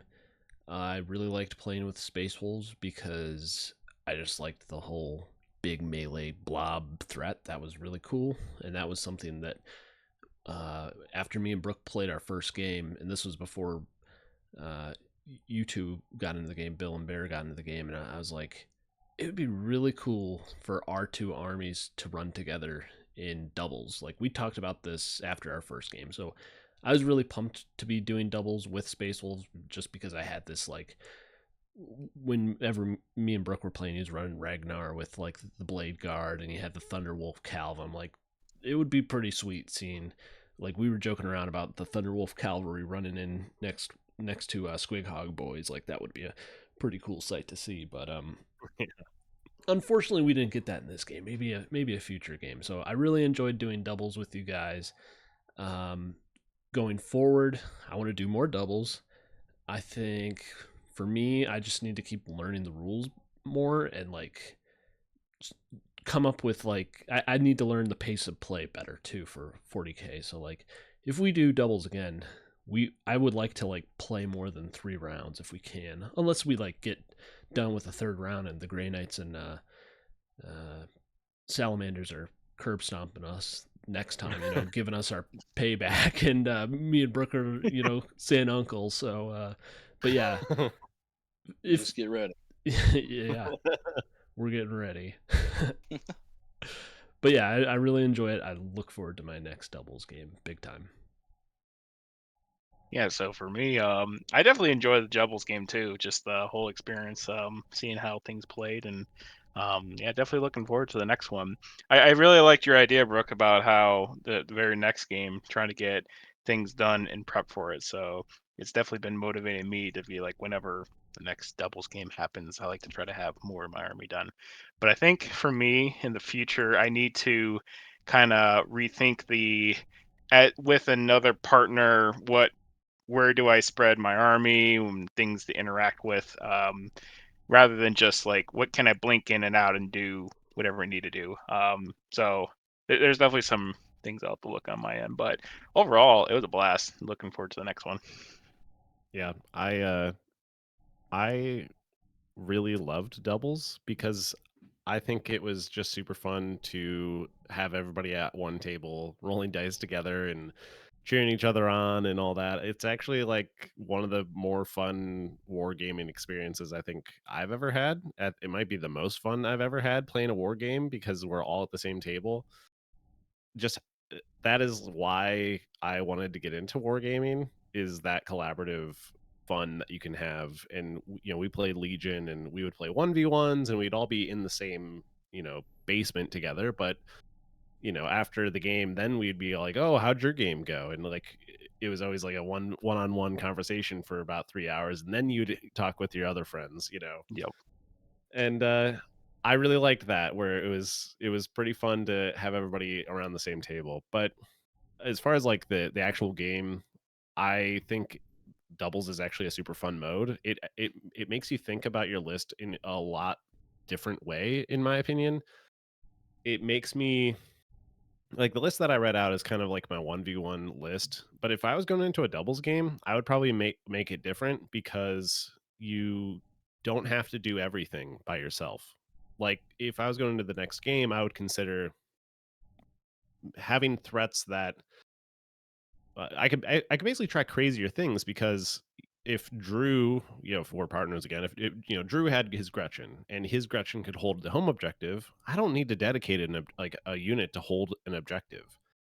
Mhm. I can lean more into dreadnoughts and threats, and like I could bring like Bjorn and Murderfang and Ragnar and Judiciar, and I could just have like all the threats. And then it's like, oh, Drew has more cheap units to work with, so you can have like 2 units of Gretchen that do like all of the home objective stuff that we need, and we can just like throw a bunch of threats down. And that's something I would never be able to do in a 1v1 list, but in a doubles list, you can kind of lean into those skews or whatever that you want to do, and maybe try something crazier. And I think that's a lot of fun, and you can kind of see how your weird list idea combos with your partner's weird list idea, and you can try to figure out how those two mesh together to accomplish what a 1v1 list would try to accomplish, which is like that balanced, like, oh, I need some guys that run some objectives, and I need to handle some secondaries, and oh, I need to have some threats. And I really like that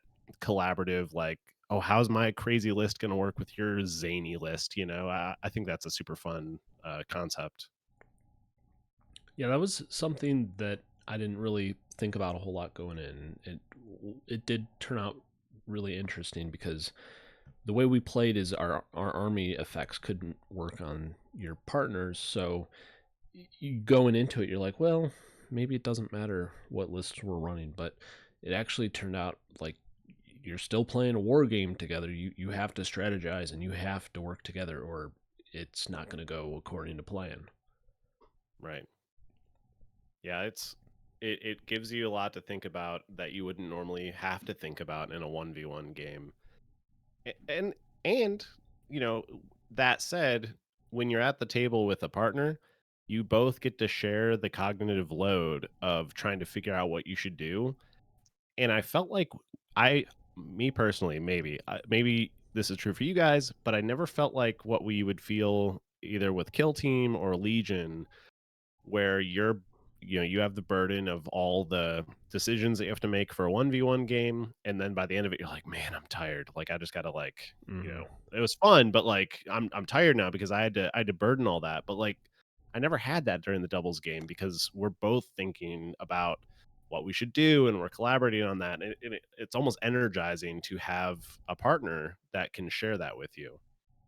Yeah, I it's agree kind with of yeah, definitely. Because like Legion, you'd be like, I got my teeth kicked in and it was miserable, and you're like, and I kicked his teeth in and I felt miserable the whole time because I felt bad for him. And then Warhammer, it's like, we kicked their teeth in and we got our teeth kicked in and we all had a good time. It's just like a whole different attitude when you're playing doubles, and there's just a different experience overall. Definitely. Yeah, for me in particular, the Legion Kill Team, I would feel mentally overloaded at times, and I could only do like a game or two, and that's even pushing it for the second game. With our long Saturday game, I feel like I could have done another one if there was just infinite time, but Yeah, I didn't feel tired, exhausted. that's why I want to work on pace of play for future games. That way we can maybe one day get a couple of games in a night. That would be That'd be pretty sweet. sweet. Yes. That would be a marathon, but it would be fun. Mm-hmm. Yeah, it's pretty cool how energized I think we all feel after playing a doubles game. It was all brand new to us, but I feel like we're all very energized to get back at it, which is super fun. Definitely, I agree. I second that. But I second that. I third that. Third that. I fourth it. All right. You forfeit. I forfeit. No, I don't forfeit. No. My partner does not forfeit. I think it counts for the whole team. No, we're orcs. We never forfeit. We're going to fight. They don't even know how to spell forfeit. Yeah. What is that? What's a white flag? We don't have that color. Well, we are getting towards the end of the podcast, so I think we should probably wrap it up. But before we do that, I wanted to thank you guys for joining us on this. It was a lot of fun having you guys Thank you. to guest and talk about doubles and your experience on that. And Bear, thank you for joining us for your first time on the channel. Yeah, I was just so nervous the first time I couldn't do it. But I'm glad I made it for this one. Thank you. Yep. Yeah, and Yes, thank you. You guys are, we told Bill the same thing, but you guys are always welcome to come back onto the channel and join us for future episodes. We enjoyed having you, and we have fun conversations with you guys. It's fun to share in this with you guys. So Yeah, we great definitely thank you guys for coming on. Thank you. Yeah. Yep, Yeah, thanks this, for Really having appreciate it. this was a long one too, so thank you for the dedication. They're not all this long, so don't let that Yeah. scare you. me. No problem. Right. Should I But disconnect now? but yeah, he just Leave. Hey, Bear's unplugs. gone. He disconnects from the Not live like chat. this. Not like this.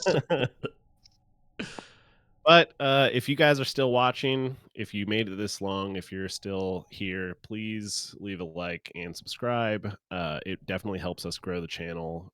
We have a lot of new people who are joining us right now and have found our channel through our shorts. And we would encourage you guys to check out our other videos in our backlog and interact with us and leave some comments about if you have had any doubles experiences, or if you are new to the game and you had your first game experience. We'd love to hear about it, and we'd love to talk to you about it. Or if you have any questions about doubles, throw it in the comments and we'll do our best to answer with what we know from our experience. Definitely.